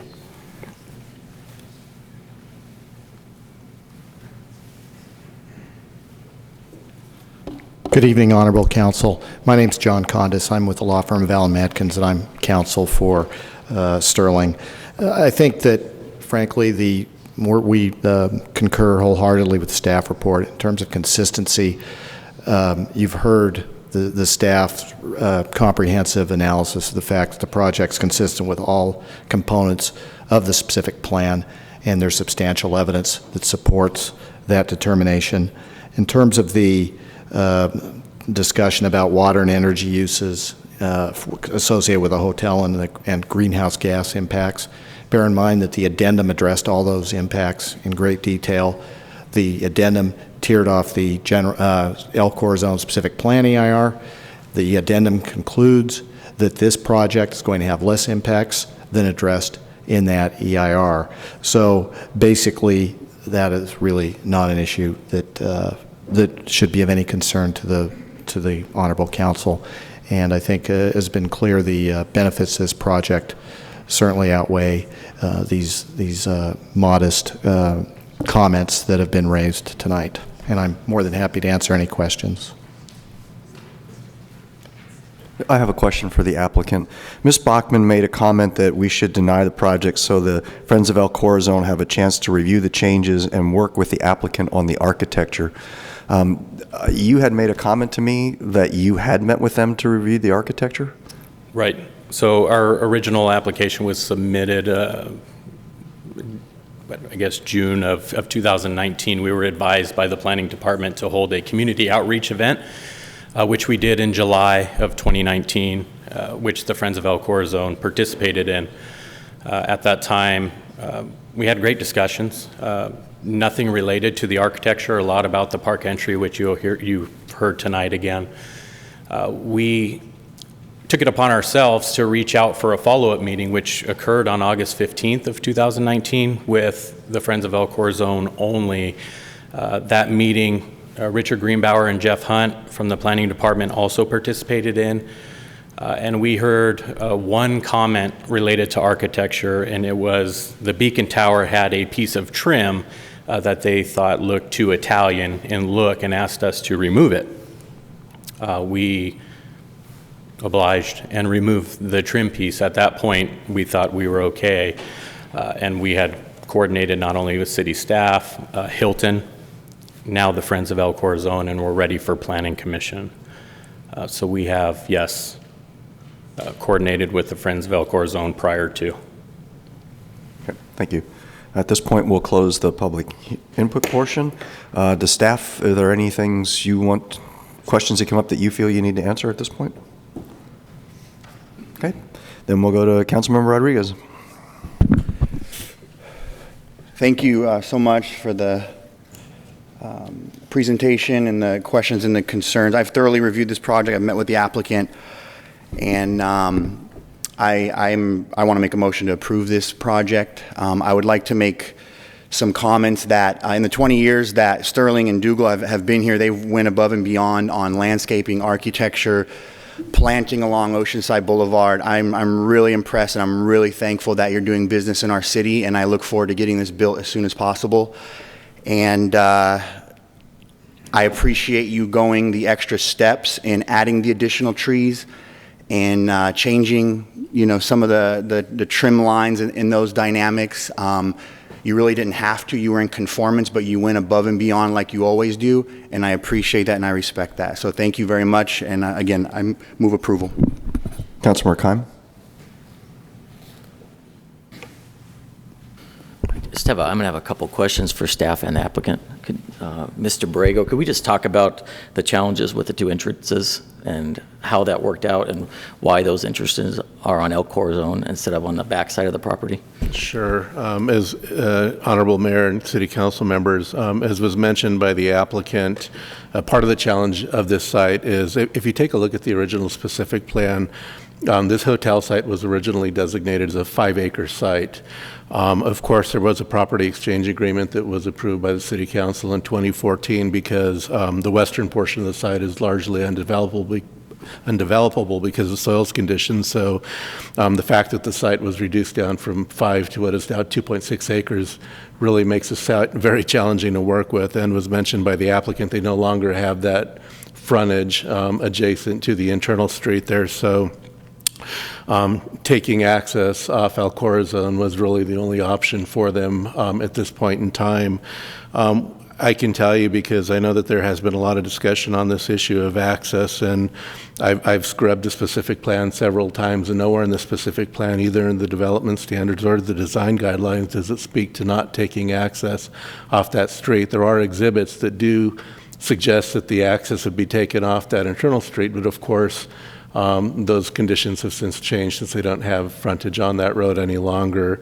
And I will say as well that figure 3.1, which is a circulation plan, in the specific plan on page 3.1 of the specific plan, it is referred to as a conceptual circulation pattern, which suggests to me that there was some acknowledgement that things would change over time, and what's shown in the specific plan may not actually be able to come to full fruition.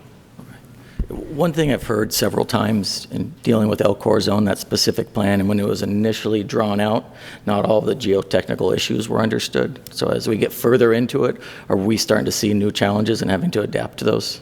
I think that's a very fair assessment, and I think some of that was reflected in the last specific plan amendment that was considered by the City Council on Sudbury's piece, in which they had to realign the road down on Oceanside Boulevard because of that very reason. Okay. No, and I understand the concerns, and I spent time talking with Ms. Bachman, the Friends of El Corazon, and ideally I think I would like the entrance on the back, but I think at a certain point we have to do what we can. It might not be our first choice. And I have a couple questions for the applicant too.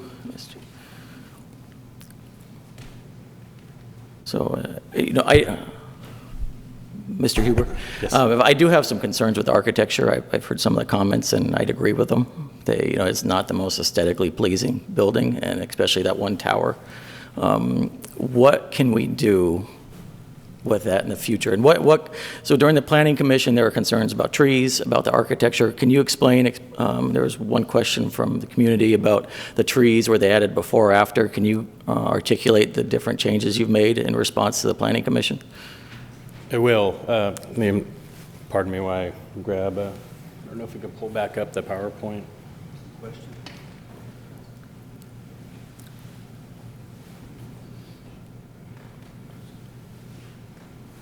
So again, relating to the architecture itself, we're trying to soften the massing of what is known as the Beacon Tower.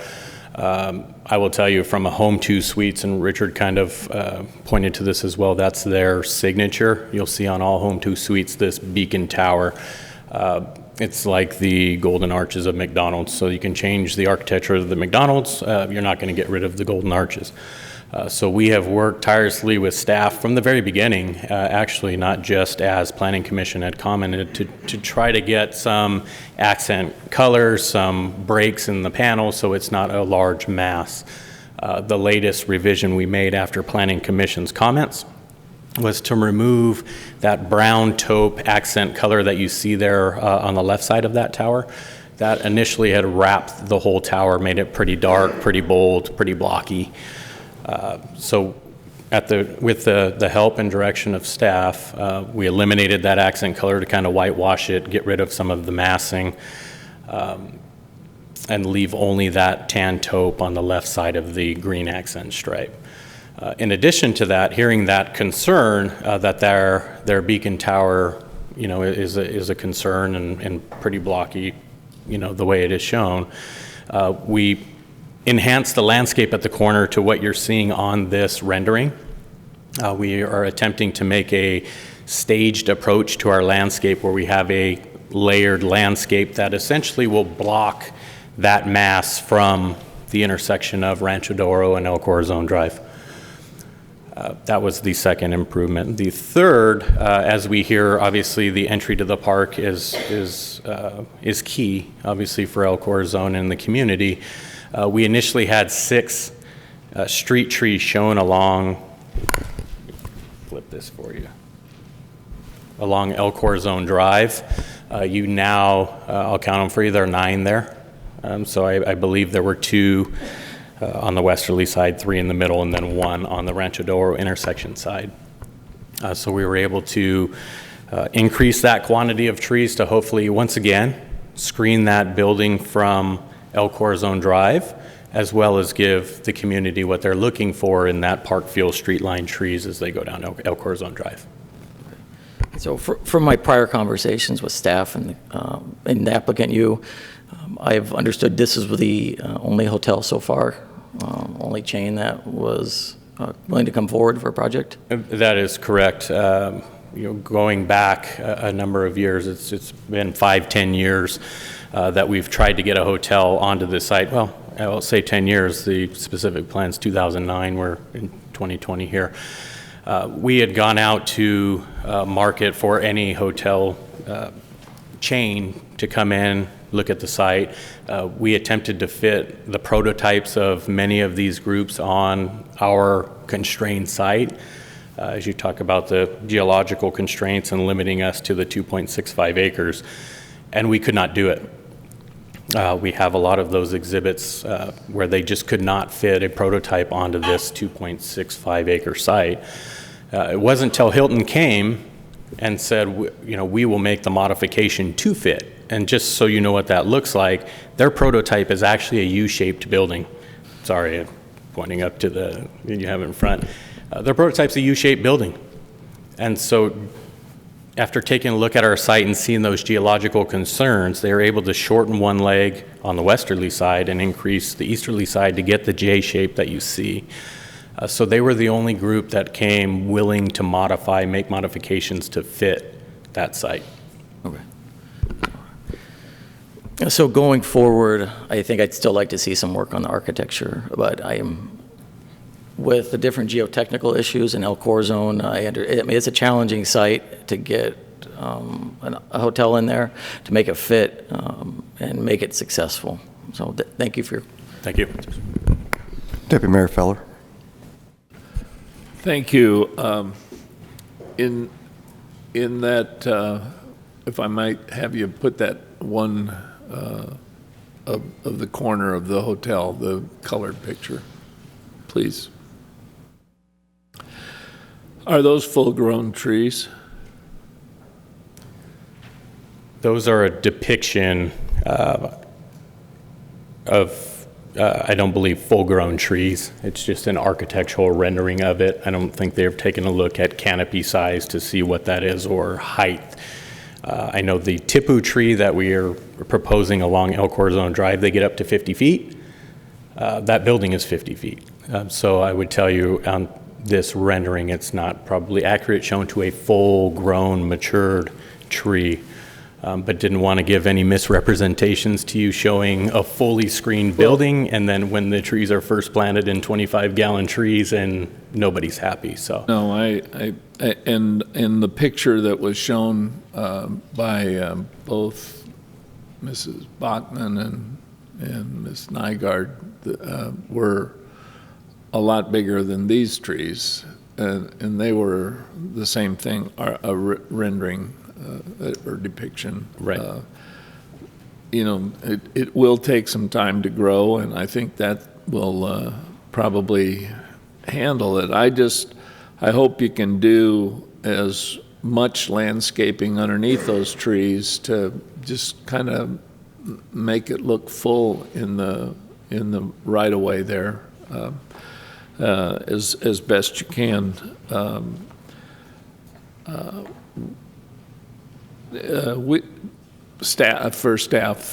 We built the street. Was that correct? Did we build the street there? El Corazon. Deputy Mayor Feller, we do have transportation in attendance this evening, and so those negotiations and designs are currently in process for the circle at El Corazon Drive and Park Loop Road. Who built the street in to the point where it is right now? Councilmember Sterling constructed the street where it is now as part of an obligation to Shopov, which turned into Lennar for their Ventana projects. Okay, it just came to me. Did somebody second this? I second the motion. Councilman Sanchez. Thank you. And this is a park that the residents fought for, went and had an initiative to declare this a park rather than see it turn into high-density residential housing or whatever else. And the citizens came together, and from a committee that was the range of ideas, the full range, and yet this committee, this commission came together and really, really heartfelt, I think, for the whole community of Oceanside was, yes, it ought to be a park. And so there has been this vision, something that would be different from the business parks, something that would be, you know, thriving, something that would be reflective of a park, the park being the crowning glory of this area. And I have to say, I will ask you questions again about the access road, but I have to say that it has nothing to do with the economic benefits, because economic benefits would happen regardless of the architecture, right? But I have to say that you know, I was a deputy public defender, and the design of this building looks like the San Diego County Jail. And I hate to say that out loud. That was the first thing I thought of, either you know, J. Donovan Prison or the San Diego County Jail, Vista Jail. And you know, I wanted better architecture, and I know you could do it. I know you can do this. So I will say that I am looking forward to, obviously, generating revenue, because this park wants to happen. People have been waiting. Finally, the city council has said, yes, we're going to do the aquatic center. And, you know, I mean, there's so much excitement about this. The tournaments, I mean, just drawing people. We have 2 other hotels just across the street. So I was hoping that you would have something really exciting and something that would be consistent with this crowning glory that we want to have with this park. So I am underwhelmed. I'm sorry. You know, the architecture, you said you wouldn't speak to the architecture. Well, the architecture is the thing. I have seen, believe it or not, McDonald's looking beautiful. Jack in the Box, thinking, is that really that? But it's where that city has said, that jurisdiction has said, we want better architecture, and you can do this. It can still be that, you know, arch, but in a different way. So, you know, access from the Loop Road, staff is saying no way, no how, even if it was, there was an easement, some kind of creative way of ensuring that this entrance that we're talking about here is the grand entrance to the park rather than a grand entrance to a hotel. Is that what staff is saying? That even if you were to allow for an easement using the city land, there's just no way that you would be able to change these access roads?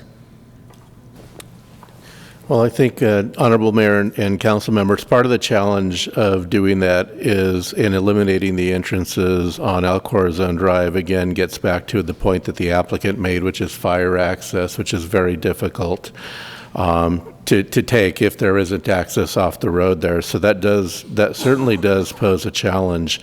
There is a condition of approval in the resolution that kind of leaves the door open to potential future access if it were mutually agreed upon by the city and the applicant down the road. Now, I will tell you, because I don't want to raise false expectations, but you know, certainly the hotel operator would need to agree to that, and you know, I presume that they would only agree to that if it didn't negatively affect their operations. But that option does remain in the conditions of approval when that road is eventually built, if the hotel operator did in fact want to gain access off that road. So what I'm hearing is that it could have been included in the creativity of trying to have access on and off, or access for the hotel, but also realizing and hoping to maintain the specific plan for this grand entrance to the park. But because it was city land, it was not really seriously considered. But it was put as a condition, as a possible future discussion point. Is that what you're saying? I'm saying that we're leaving the door open to that possibility. I do still think even if we were starting with that access easement to begin with, it would be very challenging to develop the site without having direct access off of El Corazon Drive because of the need for fire access. Right. Well, I have a lot more confidence in you guys than what you're expressing right now, because I know you can be creative. I really wanted to have this tree-lined entrance to our park, and the landscaping. I appreciate the extra trees, and it's screening. Usually, if you have a really nice-looking project, screening is more like maybe for noise, but certainly not for the aesthetics. It's almost like you're saying, well, okay, we're going to try to cover up the walls. Which leads me back to the original reaction that I had to this. It's architecturally, it is so underwhelming. We require a high-quality site design for the specific plan, and I think you missed the mark. It's not a green building. If you're going to have a green building anywhere, wouldn't it be at El Corazon Park? And so I just I think we need to revisit. I would be happy to direct staff to that this be denied without prejudice, and have the opportunity to meet with Friends of El Corazon. Apparently, you didn't meet with them after the denial by the Planning Commission. You met with them before that, right? So that's what happened there, and I guess that's what makes. So having said that, that makes everything consistent with what people were saying. But I would have loved to have a phenomenal-looking hotel here. And this would have been a monument to you, to Sterling's 20 years of investments in here. It would have been, hey, look at this. This is really what it's all about. It's the notion of having activities at this park, staying because it's a beautiful park. Look at the views. You have ocean views, and yet you have this beautiful park. So, for me, this was to be our Balboa Park, and I wish that you would reconsider the design, if only because it's your ego's on the line and you want something to look like, wow, this is Sterling, along with El Corazon. So. It sounds like there's a motion and a second. I would deny the project. I think the planning commissioners are right on. They wanted the project, but they wanted to look like, the best part of this park. To be consistent with this notion of having all these activities. So I would deny without prejudice. Thank you. So as I've mentioned earlier, when I met with the applicant, I also have issues with the architecture, primarily of that tower. I would support the motion if we could add a condition, and I will ask the applicant if they would be acceptable to having a condition added that would read, prior to final design, the applicant will work with staff to consider additional architectural features on the southeast corner of the building, the tower, to the satisfaction of the city planner. We would be agreeable to that. Obviously, we have worked with staff, we've worked with community groups, we've worked with Hilton all through this process, and that will not stop as we continue through. So we would be agreeable to that. So if that's agreeable with the motion and If the applicant's agreeable to that, can we just, I want to just clarify what exactly would that look like? The planner would just have to certify it? So they'll meet with, as they go through final design, meet with staff and refine some architectural features or articulation on that tower to the satisfaction of staff. Okay, because with the planning commission's last vote, they lost, they lost out, and so they're restricted with this particular vendor, so. I think there's some minor things they can do, and they had some samples in what they showed earlier, so if they're agreeable to it, I think we should just. Are you guys agreeable to those terms? I just want to make 100% sure you're on board. Otherwise, this is just going to sit vacant and no hotel's ever going to get built if we don't. Correct. Make this happen. With the language that Mayor Weiss proposed, we're agreeable to that language as a condition, considering that it's approved tonight.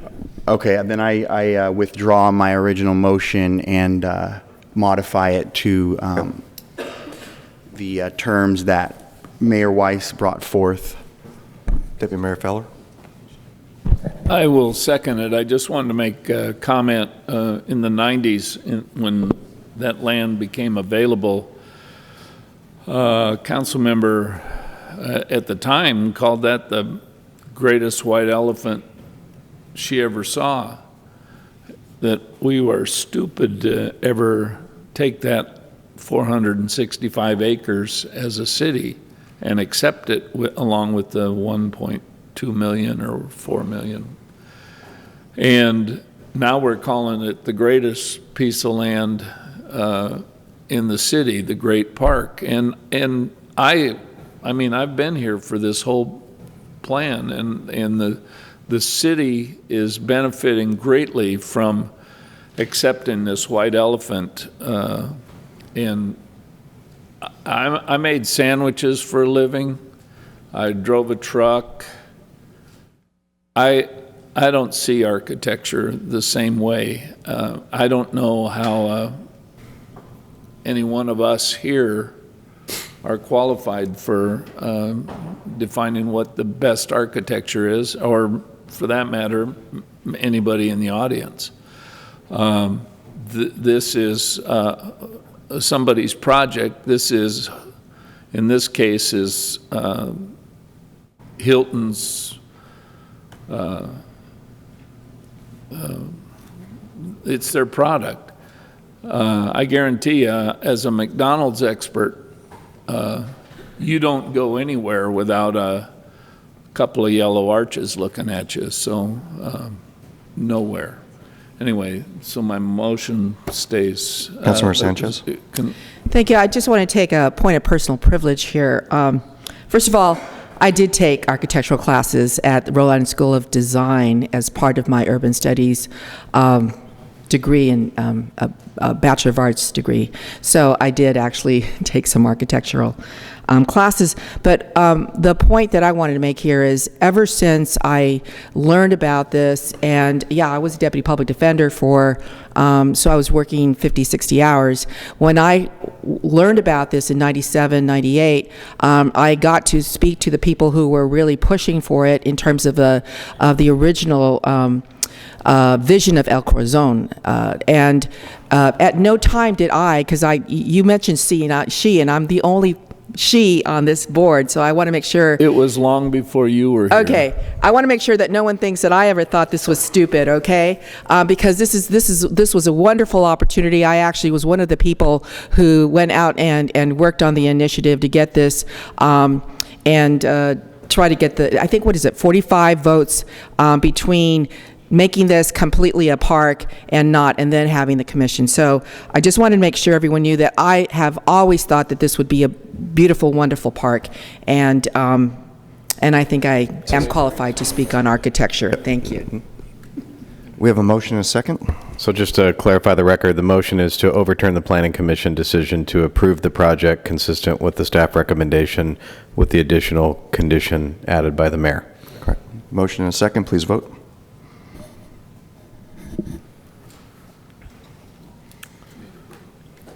Motion approved, 401. Sanchez, no. We've been asked to take a short break, so we'll reconvene at 7:10. Oceanside City Council, and we are going to go to item 16, which is a discussion on potential changes to the short-term rental ordinance. And Councilmember Rodriguez? Yes, I will be recusing myself from this item. Thank you. Shannon, you're up. Good evening, Honorable Mayor, City Council. My name is Shannon Vitale. I'm a planner with the Development Services Department. I am here tonight to discuss Agenda Item 16 regarding short-term rental policies and regulations for short-term rentals on non-conforming panhandle lots. Staff is presenting two options for consideration by City Council. Option A would revise the existing short-term rental ordinance to allow for certain hosted short-term rentals to operate on non-conforming panhandle lots with the approval of an administrative conditional use permit. Option B is no change to the ordinance, and short-term rentals would continue to be prohibited from operating on non-conforming lots. For a little bit of background on the short-term rental ordinance, the City Council adopted the ordinance back on June 19th, 2019. As part of its motion to introduce the ordinance, the City Council added a provision that prohibits short-term rentals on non-conforming panhandle lots. A non-conforming panhandle lot is a lot which does not meet the city standards set forth in the zoning ordinance. The California Coastal Commission certified the ordinance on October 16th, making it effective citywide. On December 4th, 2019, City Council directed staff to prepare an amendment to allow consideration of a hosted short-term rental on a non-conforming panhandle lot through an administrative conditional use permit process. Staff identified 6 registered short-term rentals that were located on non-conforming panhandle lots and were operating prior to the adoption of the ordinance. Of these properties, 2 are non-hosted and 4 are hosted. As of November 1st, 2019, these properties were prohibited from operating as a short-term rental. Pursuant to City Council direction, staff prepared an amendment to Chapter 24 of the City Code. This is listed as Option A in the staff report. Option A would revise Section 24.4 and 24.6 of the ordinance to allow consideration of a hosted short-term rental on a non-conforming panhandle lot if the STR was operating prior to the adoption of the ordinance. This provision would apply to the 4 hosted properties that were identified on the previous slide. The hosted properties would be eligible to apply for an administrative CUP that would be reviewed by planning staff. Planning staff would consider the traffic and public safety impacts associated with the short-term rental and the impact the short-term rental has on the surrounding residents. Planning staff could refer the application to the Planning Commission for their review if necessary. Conditions would be placed on the short-term rental property that would prohibit the rental of more than 1 bedroom and restrict it to no more than 2 occupants. Option B is the no change option. If City Council selects this option, the short-term rental ordinance remains as is, and short-term rentals would remain prohibited on the non-conforming panhandle lots. In conclusion, staff recommends that City Council provide direction on either Option A or Option B. If Option A is selected, staff would bring forward an ordinance that revises Section 24.4 and 24.6 of the City Code to allow consideration of certain hosted short-term rentals on non-conforming panhandle lots. If Option B is selected, there is no change to the City Code and short-term rentals would remain prohibited. This concludes my presentation. I'm available for any questions. Thank you. Thank you. We have speakers? We have 4 speakers. Our first speaker is John Taylor, to be followed by Fred Harned. I think. Do we have a handheld mic for the counter here so I can show my, yeah, there you go. I knew there was. I've seen this before. It's on. Hello. Hello. Well, I like this. Get everybody's attention. Okay, city standards for panhandle lots. There are of 3 or more. It's 28 foot of dedication, 24 feet of paved area. The first address on the staff report is 1464 Ridgeway. There. Oh, excuse me. Okay. Okay, start over. Okay. It's not working? Test, test. Oh, I'm not a, oh. Okay, let me get driving here. I've sat too long and listened to too much, so past my bedtime. Okay, here we go. Okay, let me start over. Thank you. 1050Y, these are city standards.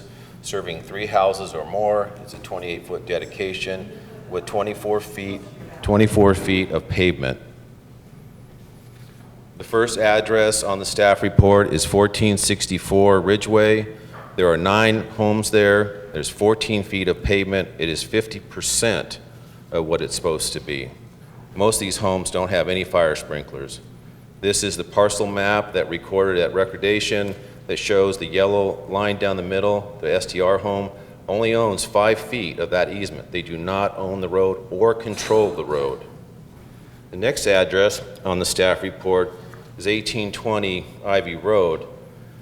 This is about as non-conforming as it gets. This man's house has got a 9 feet wide driveway. I don't know how you'd get a paramedic or a fire truck up there. The remainder after they split it is 10 feet. This is another 50% of what it's supposed to be. This is the parcel map that recorded at the time of recordation, showing also that he does not own the road. He only owns 8 feet of the road. So everybody's involved with this decision. We get to my easement. So this is 1842 on the staff report. This interest services 6 homes, and it is 1 car at a time. I have lived on this easement for 40 years. A little bit farther up the road, you can see that 2 cars clearly cannot pass. The dotted lines to the left are where the easement actually is. These are all encroachments that do come into play on Mr. Harden's portion that he owns. The wall, the landscape is all encroachments. There was 3 deliveries today at the house. FedEx, Amazon, UPS, you can't get around them. They're just in the way all the time these days. The service trucks, they have no place to park. I'm trying to get out, not gonna happen. House 3 of 6, they have no guest parking whatsoever. So when their guests come over, where do they park? On the easement. So what are you guys gonna do? Red stripe this stuff and send OPD up there for 11 cents on the dollar? You gotta be kidding me. So really, hosted or non-hosted, I don't get it. There are 3 easements with a total of 22 homes. So what this staff report is saying is let's give 3 homes the exclusive right for entitlement with an A cup that will run with the land in perpetuity and will increase their property values instantly and strip the other 19 homes of the same opportunity. We certainly all can't have an STR, then nobody should have an STR on a non-conforming easement. We don't need 250 guests a year on an easement looking for an address. We have enough traffic as it is. What it really comes down to is one thing, the access road. Can 2 cars safely pass at any point of the easement? And the answer is no on all 3 easements. So if the city of Oceanside is willing to give 3 STR operators a waiver from city standards to run a commercial business in an R1 neighborhood, then you're on the hook for the lawsuit, because if someone gets hurt... Please wrap it up, Mr. Taylor. Yeah, I am. If someone gets hurt, I don't see how you can get indemnity from 22 homes on 3 different easements. If these people need extra money, they should just rent out their rooms long-term. That is their legal right. Thank you. Fred Harned, to be followed by Sherry Mackin, to be followed by Julie Brown.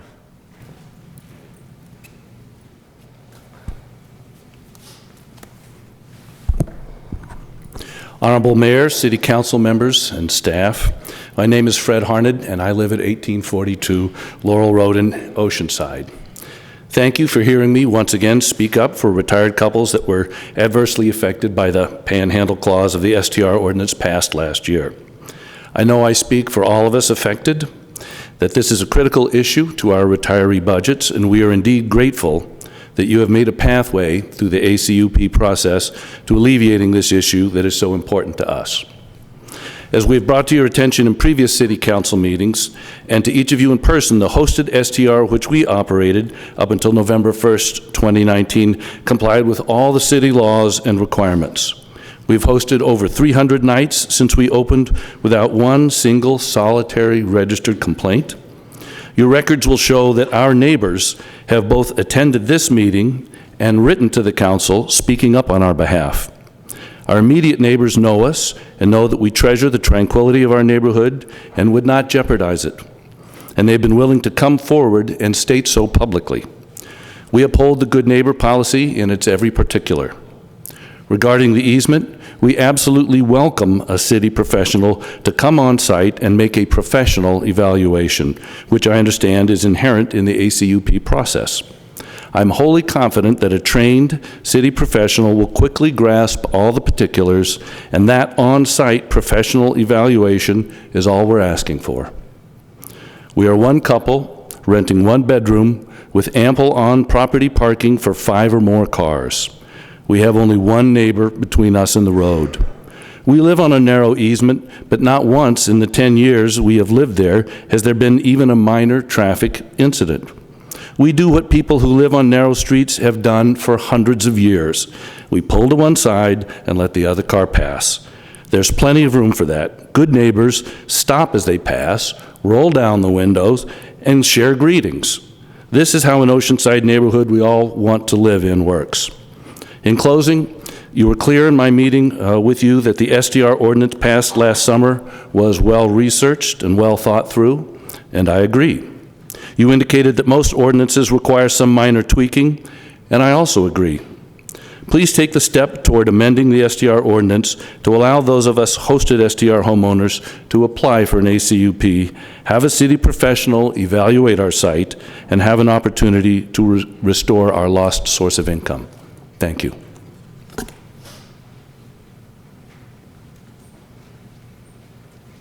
Sherry Mackin, to be followed by Julie Brown.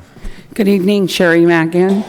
I'd like to say I concur with Mr. Taylor's analysis of what's going on up in Fire Mountain. As one who attended every STVR meeting and workshop, planning commission meeting, and subsequent council meeting on short-term vacation rentals, I can tell you that the overall consensus was that non-conforming panhandle lots in Fire Mountain should be excluded from having short-term rentals, period.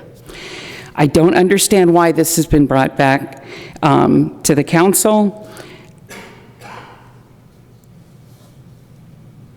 Okay, and there were passionate speakers asking for the exclusion for health and safety reasons. I do not support option A for a couple of reasons. First, I find it highly inappropriate to allow staff to issue an administrative conditional use permit for said non-conforming panhandle lots. Do not shift your job to staff. Make sure you're accountable for these decisions to the neighborhoods. I also find it highly inappropriate for the city to create a situation where residents turn into neighborhood short-term rental cops. How will residents know how many people are staying inside of the property and where they sleep? Please put our residents first, support option B, leave the ordinance as is. Thank you.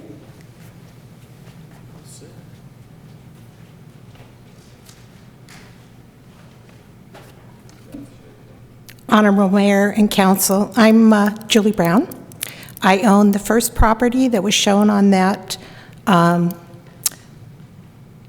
Mr. Taylor. Mr. Taylor's a little bit incorrect. Yes, I do own 5 feet. The only problem is I own 10 feet because I own 2 houses there. There is also another 10 feet easement, so we have a total of 20 feet easement property, which he's not showing. In 1977, I purchased the property. At the time, there was a home on the property. I went to the fire department, and I offered it to them to burn it down. They accepted my offer. I had every fire engine that Oceanside had at the time come on the property. There was no access problem. They could turn around. They still can turn around. We've had paramedics on our driveway twice in the last year. For a child was burned and they needed to come and airlift him out. Not a problem getting paramedics back. So the access is not limited. We have never had a problem with any of our guests. We provide for our friends, family, everyone. We have over 6 off-street parking. It's on the front of our property. It's not on the driveway. And there are only, he's saying that there's more properties than there are. Truly, there's only 3 properties that are on the easement. One is on the street, actually. one of those properties, so they can have street. The long-term rental provides more trips than our short-term rental. We have occasional people on the driveway. Long-term rentals have them every day, multiple times. I think that we should be allowed, and I hope that you do vote to allow them. Thank you. No more speakers. Deputy Mayor Feller. Thank you. So I'm kind of in the middle of why we're here, but I wanted to evaluate this as much as I could, as fairly as I could. I drove up and down everybody's street, whether they knew it or not. I think what I've come up with in my head is that this is a situation where we're probably trying to do something that only affect 3 people in this time frame. The 4th person, I think he's moving away, so it wouldn't. We'd be doing it for him if he did a CUP for the process. Now the CUP process is much more difficult than I thought it would be, because really you have to get a consensus, I believe, from everybody else. If any CUP that I see has to notify their neighbors, and I'm sure if there's substantial complaints, that it ends up having more problems than I think than it really needs to have. STRs, that's a new phenomenon, 3 years old. That everybody's doing it. It's kind of like the twist, or I don't know. It's crazy how successful it is, and we show it in our short-term rental taxes. And I think what I'm mostly concerned about is the fact that a conditional use permit goes with the land, and that makes it really difficult. I bet you we don't even know of others that are doing the same thing within our city. Loma Alta, there's so many panhandle lots in this city that are really unaccounted for. I drove Henny Hills, and I think I counted 22 or something like that over there on all their streets. Loma Alta's got a great number of them, even out on Douglas and North River Road. There's panhandle lots out there that this could easily fold into, and we're making an exception for 3. So I've gone through this over and over in my head. I feel like it's the time to put it to bed, and so I'm going to make a motion to accept B.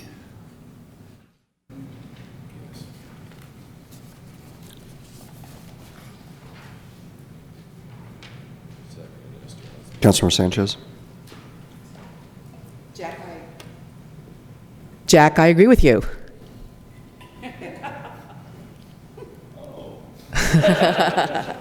I must have done something wrong. Well, so I want to thank staff for the report because I think it put it, put it in a more objective way. The standard that you've come up with is that an A cup would be denied if there was substantial evidence demonstrating that the proposed use creates unacceptable traffic or public safety impacts. And by definition, they do, really. I mean, I looked at the pictures, and I appreciate that each one would probably have some stories to tell that, we've been able to use this road the way it is. But the bottom line is, only one car can pass at the same time. And for me, that creates a public safety risk. The pictures of, and I'm sure, and I actually have received a lot of complaints. So whether they're registered and whether they went to the right place, code enforcement versus the police department versus the council and the city manager, complaints were made. Complaints, and my concern is public safety. So I do second the motion. This is a new phenomena.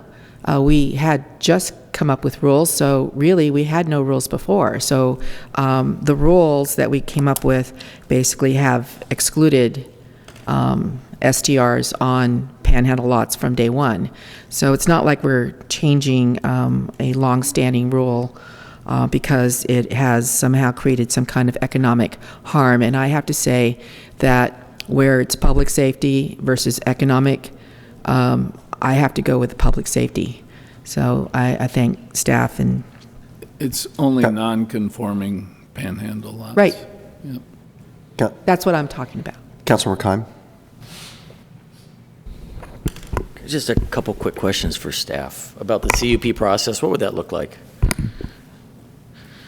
Honorable Mayor, council members, the CUP process would entail an application. It does require public noticing. It's a 1,500-foot radius from the subject property, and that basically informs the neighbors that this application came in. It would be reviewed by staff from fire, transportation, planning to ensure that it doesn't create any type of undue hardship or there are no traffic or public safety impacts. And then this would be processed through an administrative conditional use permit, so there is not a public hearing unless staff feels that it needs to go to the Planning Commission because we see some type of issues with the application. How many have we figured out or estimated an hour, a staff amount of hours that we put into one of these CUPs? If we're addressing all those different departments and looking at all the different concerns, what might that look like? So, Honorable Mayor, Council, generally an ACUP process takes about 3 months of review and revising the application, or sometimes we need additional information. I'm not sure how many hours that would entail, but we generally say about 3 months to get through the process. Okay, and do we, who pays for that? Council, the applicant would be responsible for paying for that. For all of the staff hours? It's a deposit account, so we do have a fee. It currently is at $3,000 per permit, plus the noticing fees. So that's usually a couple $100 in addition to the $3,000. And then, so the short-term rental operator that wishes to apply for this permit is responsible. Okay. So we have someone who applies for that, gets a CUP granted, and they move. What would be the process for the new owner to keep that CUP? So it's a one-time CUP, but they still are responsible for applying for the short-term rental permit, and that would be every year. And also, they would be subject to the inspections by code enforcement and the fire department at time of STR permit issuance, and then every 3 years thereafter. Okay.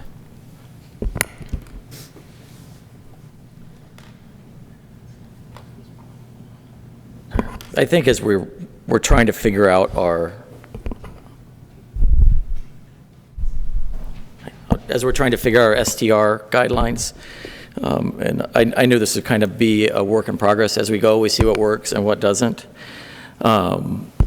I'm concerned. I think at a certain point, if our first STR guidelines or STR rules don't work, we might have to take them out of single-family neighborhoods. I think it's an issue. I think this is a good first step.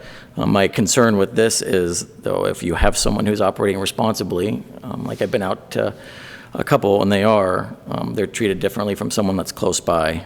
But based on the fact that the CUP can transfer, we don't know who's going to operate that. I know it would be a difficult process. It's been a difficult process in the past. I mean, have we had CUPs where it's been transferred and then it's been difficult to revoke that CUP for the next operator? Honorable Mayor, Council, there would be conditions placed on the use permit, and then there's usually a standard condition that if it transfers ownership, that the new owner is still responsible for abiding by all the conditions. They need to be made aware that this property is subject to these conditions, and if any of the conditions are violated, we could revoke the CUP. Okay, and do you think, would it work if you violate the STR ordinances, that would be a revocation of the CUP as well? I'm sorry, I'm asking this just now. I apologize. I didn't. Maybe I could jump in. I think, as was stated earlier, if you were to pursue the option A potential, first of all, we'd have to draft an ordinance and come back. Okay. It's not before you right now, but there still would have to be a short-term rental permit. Okay. And so if someone was in violation of a short-term rental permit, it could be revoked or potentially not renewed for the violations, and presumably you would revoke both the ACUP and the short-term rental permit. Okay. I have concerns with the CUP process for this. I'm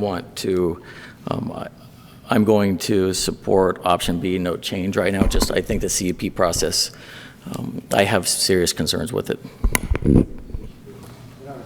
I'm comfortable with option A, which would go through a full public process, but I understand. So we have a motion and a second. Please vote.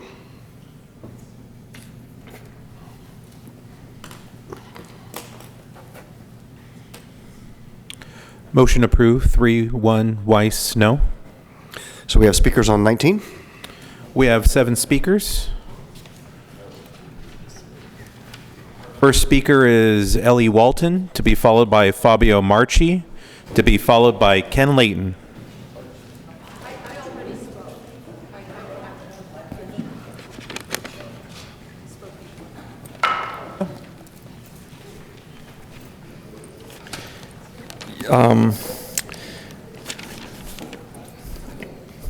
I was supposed to be here in an appeal, and the appeal was denied for no reason. I believe that the city of Oceanside is manipulated by the city attorney, and I can say that you guys are very not supporting of the small guy who is trying to make it. It's very easy to ask to big developers change the architecture, make a bigger tree because they got the money. But I've been in the city of Oceanside for 20 years. The fire chief right there and Parson, you approved my pipe. And you said to me, I own that. Now they're creating this commission for appeal that is going to be done by the same individuals judging to themselves. That brings to my memory when I read a book from Orwell that was Animal Farm. And the book says, in a nutshell, all animals are created equal. But when the pigs took over, they said, some, they are not equal. So you are giving to the guys that they're prejudiced, that they power trip on me, that they backpedal in their decisions. Why? I'm wondering why, John, you never let me come to here.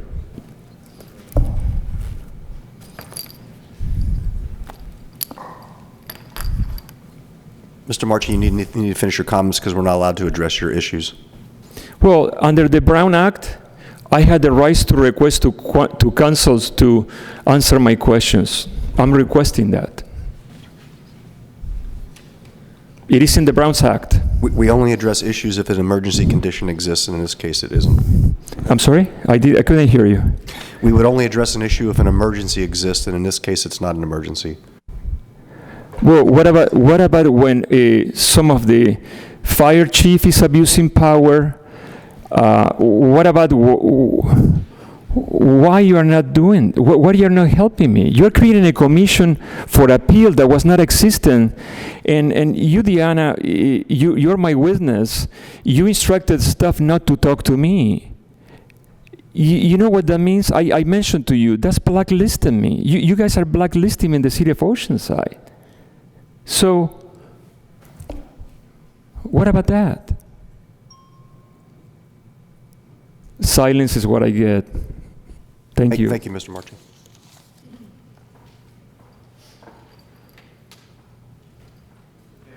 To be followed by Sherry Mackin, to be followed by Ruben Major. And if you could hang on for 1 second, we're not allowed to deliberate on matters that are not on the agenda, but I do want to have a clear record that the reason that you're not hearing Mr. Marchi's appeal is because the state fire code identifies, and that this is in the 2019 amendments, which I have explained to Mr. Marchi and communicated with him about, that the city council is not the appellate body, it's the Board of Fire Code of Appeals. You created that in late December of 2019. You adopted the state fire code with local amendments. The item earlier tonight was to create and formalize the bylaws for that fire code of appeals so that they could actually hear the appeal that Mr. Marchi has been recently requesting. But I have notified him several times, and I've had thousands of hours of staff time have been expended on him, as you know. And I have emails on this project dating back to 2010 with Mr. Marchi. So there's been tremendous amount of communication, but he was aware that the city council would not hear the appeal because I told him that. And that a fire code of appeals was being established so that we could hear the board could hear his appeals, and that does not consist of members of the Oceanside Fire Department as voting members. So I just wanted to clarify that. I know we're not allowed to deliberate or discuss it further. Well, I would like to have the right to answer to that. And how can you send me to a Board of Appeals when the appeal is not created? That doesn't make no logic. It shows that you're discriminating me.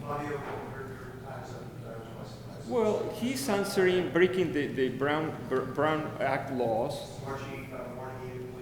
I know, always you're going to kick me by the police. Yeah, you can handcuff me. You own the city, guys. You're not fair. I'm a small guy. Look, I'm coming dressed like this. Mr. Marchi, please, you're done. Please. Thank you.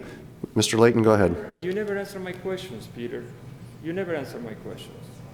This is a city that is all for a small group. Yeah, okay, arrest me. Okay, take me to jail. Come on. That's the way that it is. Mayor and Council, Ken Layton speaking only for myself. Please let me show you a recent front page article from the Union Tribune about how developer payouts don't move the needle like they used to. Yes on A and no on B are failing by big margins. Apparently, developers just can't buy public opinion like they used to. Oceansiders now value their home values and their quality of life too much to be swayed by fake and deceptive ads. Predatory developers and the BIA can't buy me love. So if the public ain't buying it, their only recourse is to buy the council. Look what happened right here in River City. North River Farms, which voters happen to hate, I'm told by a 2-to-1 margin, somehow got through to the Oceanside City Councilman famous for eating at the developer pig trough. Mr. Feller, whose 19 years of trolling for BIA dollars makes him Oceanside's all-time winner of sucking the most milk money from the developer campaign teat. But word of caution, it may not work next time.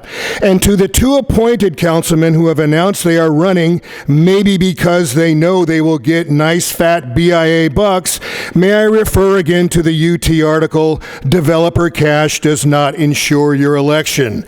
And then we have Councilman Rodriguez, who has hustled bucks out of developers better than anyone. on. I'm going to see if we can run that video clip of his aide, Michael Murray, right here next meeting that shows Murray bragging about how he raised $50,000 in less than 30 days to run for state assembly. But right after that announcement, Murray dropped out and didn't tell us for 4 months what happened to the $50,000. Turns out he only reported $11,000. What happened to the other $39,000, Mr. Rodriguez and Mr. Murray? Next headline, Oceanside City Council aide gets investigated by the DA and grand jury. What we did find out is that coinky-dink, Misters Rogers and Murray both squeezed big cash from the same developers who were seeking and in fact got approval from Mr. Rodriguez. Right here on the dais. Vacation rental czar Fishback gave $5,000 to one and $4,000 to the other. Controversial developer Howard Jacobs gave $10,000 to one and another $47,000 to the other. Action figure Mr. Rodriguez just introduced a plan for home ownership where the city gives you your own down payment. Sounds kind of weird for a Republican, but wait, the plan was created and handed to him by the BIA.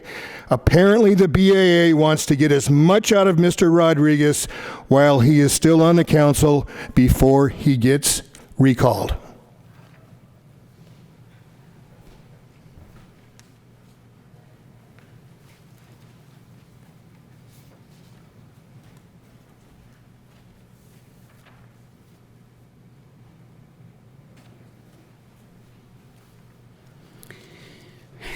Hi, me again, Sherry Mackin.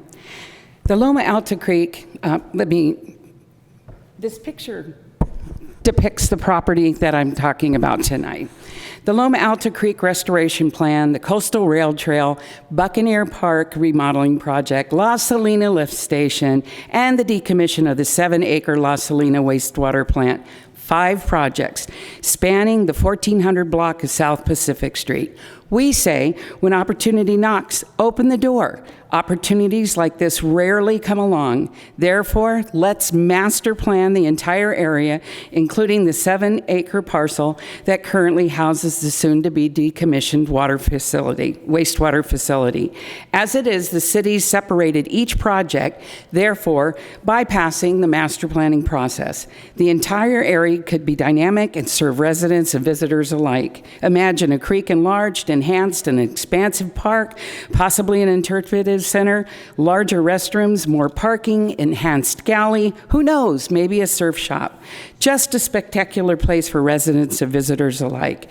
Master planning the entire area makes sense considering what is recommended in our LCP and CEQA requirements. Our LCP states any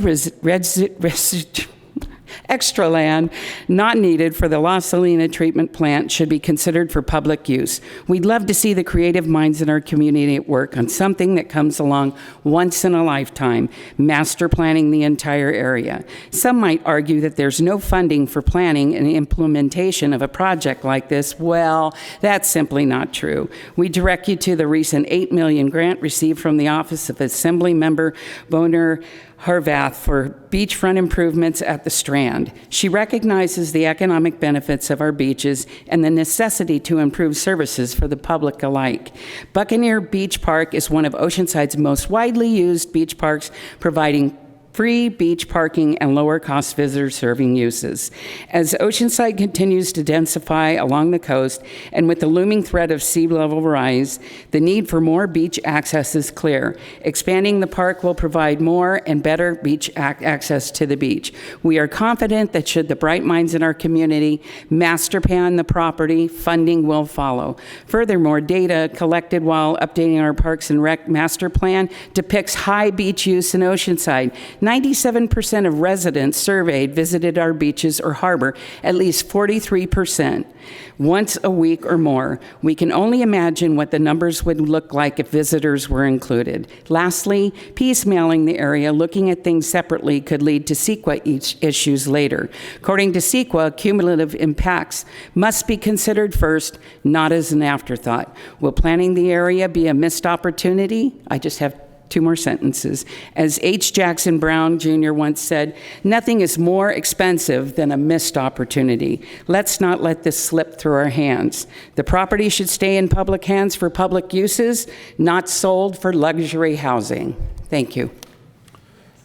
Our next speaker is Ruben Major, to be followed by Natalie Colunga, to be followed by Leslie Valenzuela. Hello, my name is Ruben Major, and I'm an Oceanside resident.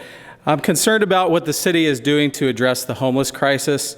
Having been homeless myself as a kid and working my way out of poverty, I know what it's like to struggle. I moved out when I was 14. I got a full-time job in high school. I became a paramedic and obtained my law degree. My wife and I now own and operate a successful business training EMTs. As a paramedic, I understand the needs of maintaining our public safety while dealing with homelessness from a healthcare provider standpoint. As a resident, I have concerns for the safety of our community. As a small business owner, I am concerned for the economy of our storefronts. Recently, we have seen people attacked in riverbeds, in front of shopping centers, and also in front of the dollar store close to this council chambers. My wife has even had a close call of her own where we have needed to have law enforcement come out to help. I can tell you what we are doing right now is not working. Citing and ticketing the homeless for being homeless is nothing to brag about. It's a waste of taxpayer money and police resources. We must shift the focus of our law enforcement. If someone has committed a violent crime or their actions endanger another person or their property, they should be held accountable. But in order to truly address homelessness in Oceanside, we must follow the law ourselves. The county is working to address the mental health crisis here, and more must be done on that level. Unfortunately, this is outside of the control of the City Council. From a city standpoint, we must obey the law. And according to a recent Supreme Court decision, the homeless have a constitutional right to sleep in public if there is no shelter available. And currently we have no beds, or don't have enough beds, and this means we can't move people off the streets and out of the riverbeds. We also can't move them from public places in front of stores. No, we can't afford a house to pay the homeless population of the world, but we can follow the law, clean up the streets, and increase our standard of living here in Oceanside. The latest HEAP grant gave Oceanside $200,000, while our fair share should have been closer to $1 million. We're not doing enough to fight for the residents of Oceanside. I look to the council to take more responsibility, get more grant funding, and approve the solution offered last month to fund the operation of micro-shelters. Not only is it a cost-effective way to be compliant with the law and make our community safer, but it is also the compassionate thing to do to address homelessness in our city. Thank you. Natalie Colunga. I apologize if I'm mispronouncing your last name. Here, you got it. To be followed by Leslie Valenzuela. I don't know if you'll be able to see it, but so you want to see it? So a few weeks ago, there was an incident near my neighborhood. I'm a resident of Oceanside, California, Oceanside, and I was veered towards a different direction, and I noticed that there was this new tower in my neighborhood, and then I'm concerned as to what it is and what it says because no, I have another picture open. So as you zoom in, there's something that it says, but as a bystander that's walking the neighborhood, I can't see what it says. And I know that per FCC regulations, they're required to let us know what it says, but I don't know who that's for. A bird? I would like to be able to see that.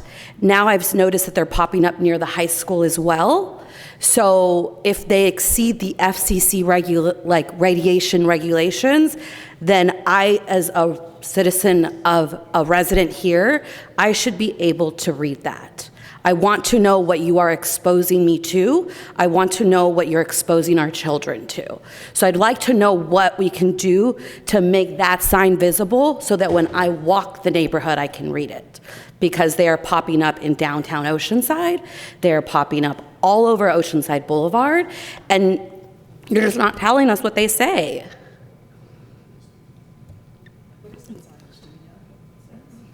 So we consider this an emergency? Yeah, it's an emergency because I already know most likely what it is. It's a 5G tower coming in, and you're supposed to tell us that this is happening.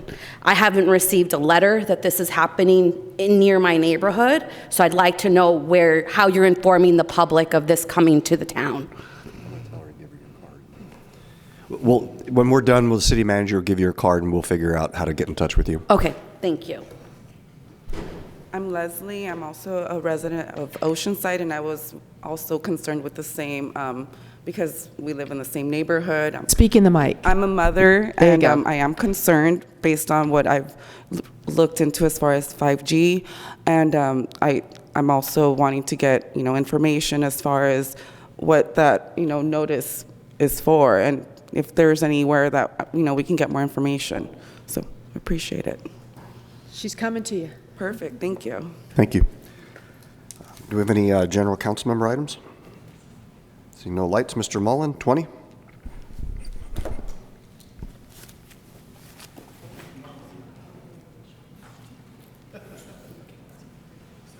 Item 20 is the second read and adoption of an ordinance of the City Council of the City of Oceanside amending Chapter 2, Articles 4 and 10 of the Oceanside City Code by striking outdated references to the Administrative Services Department and Director.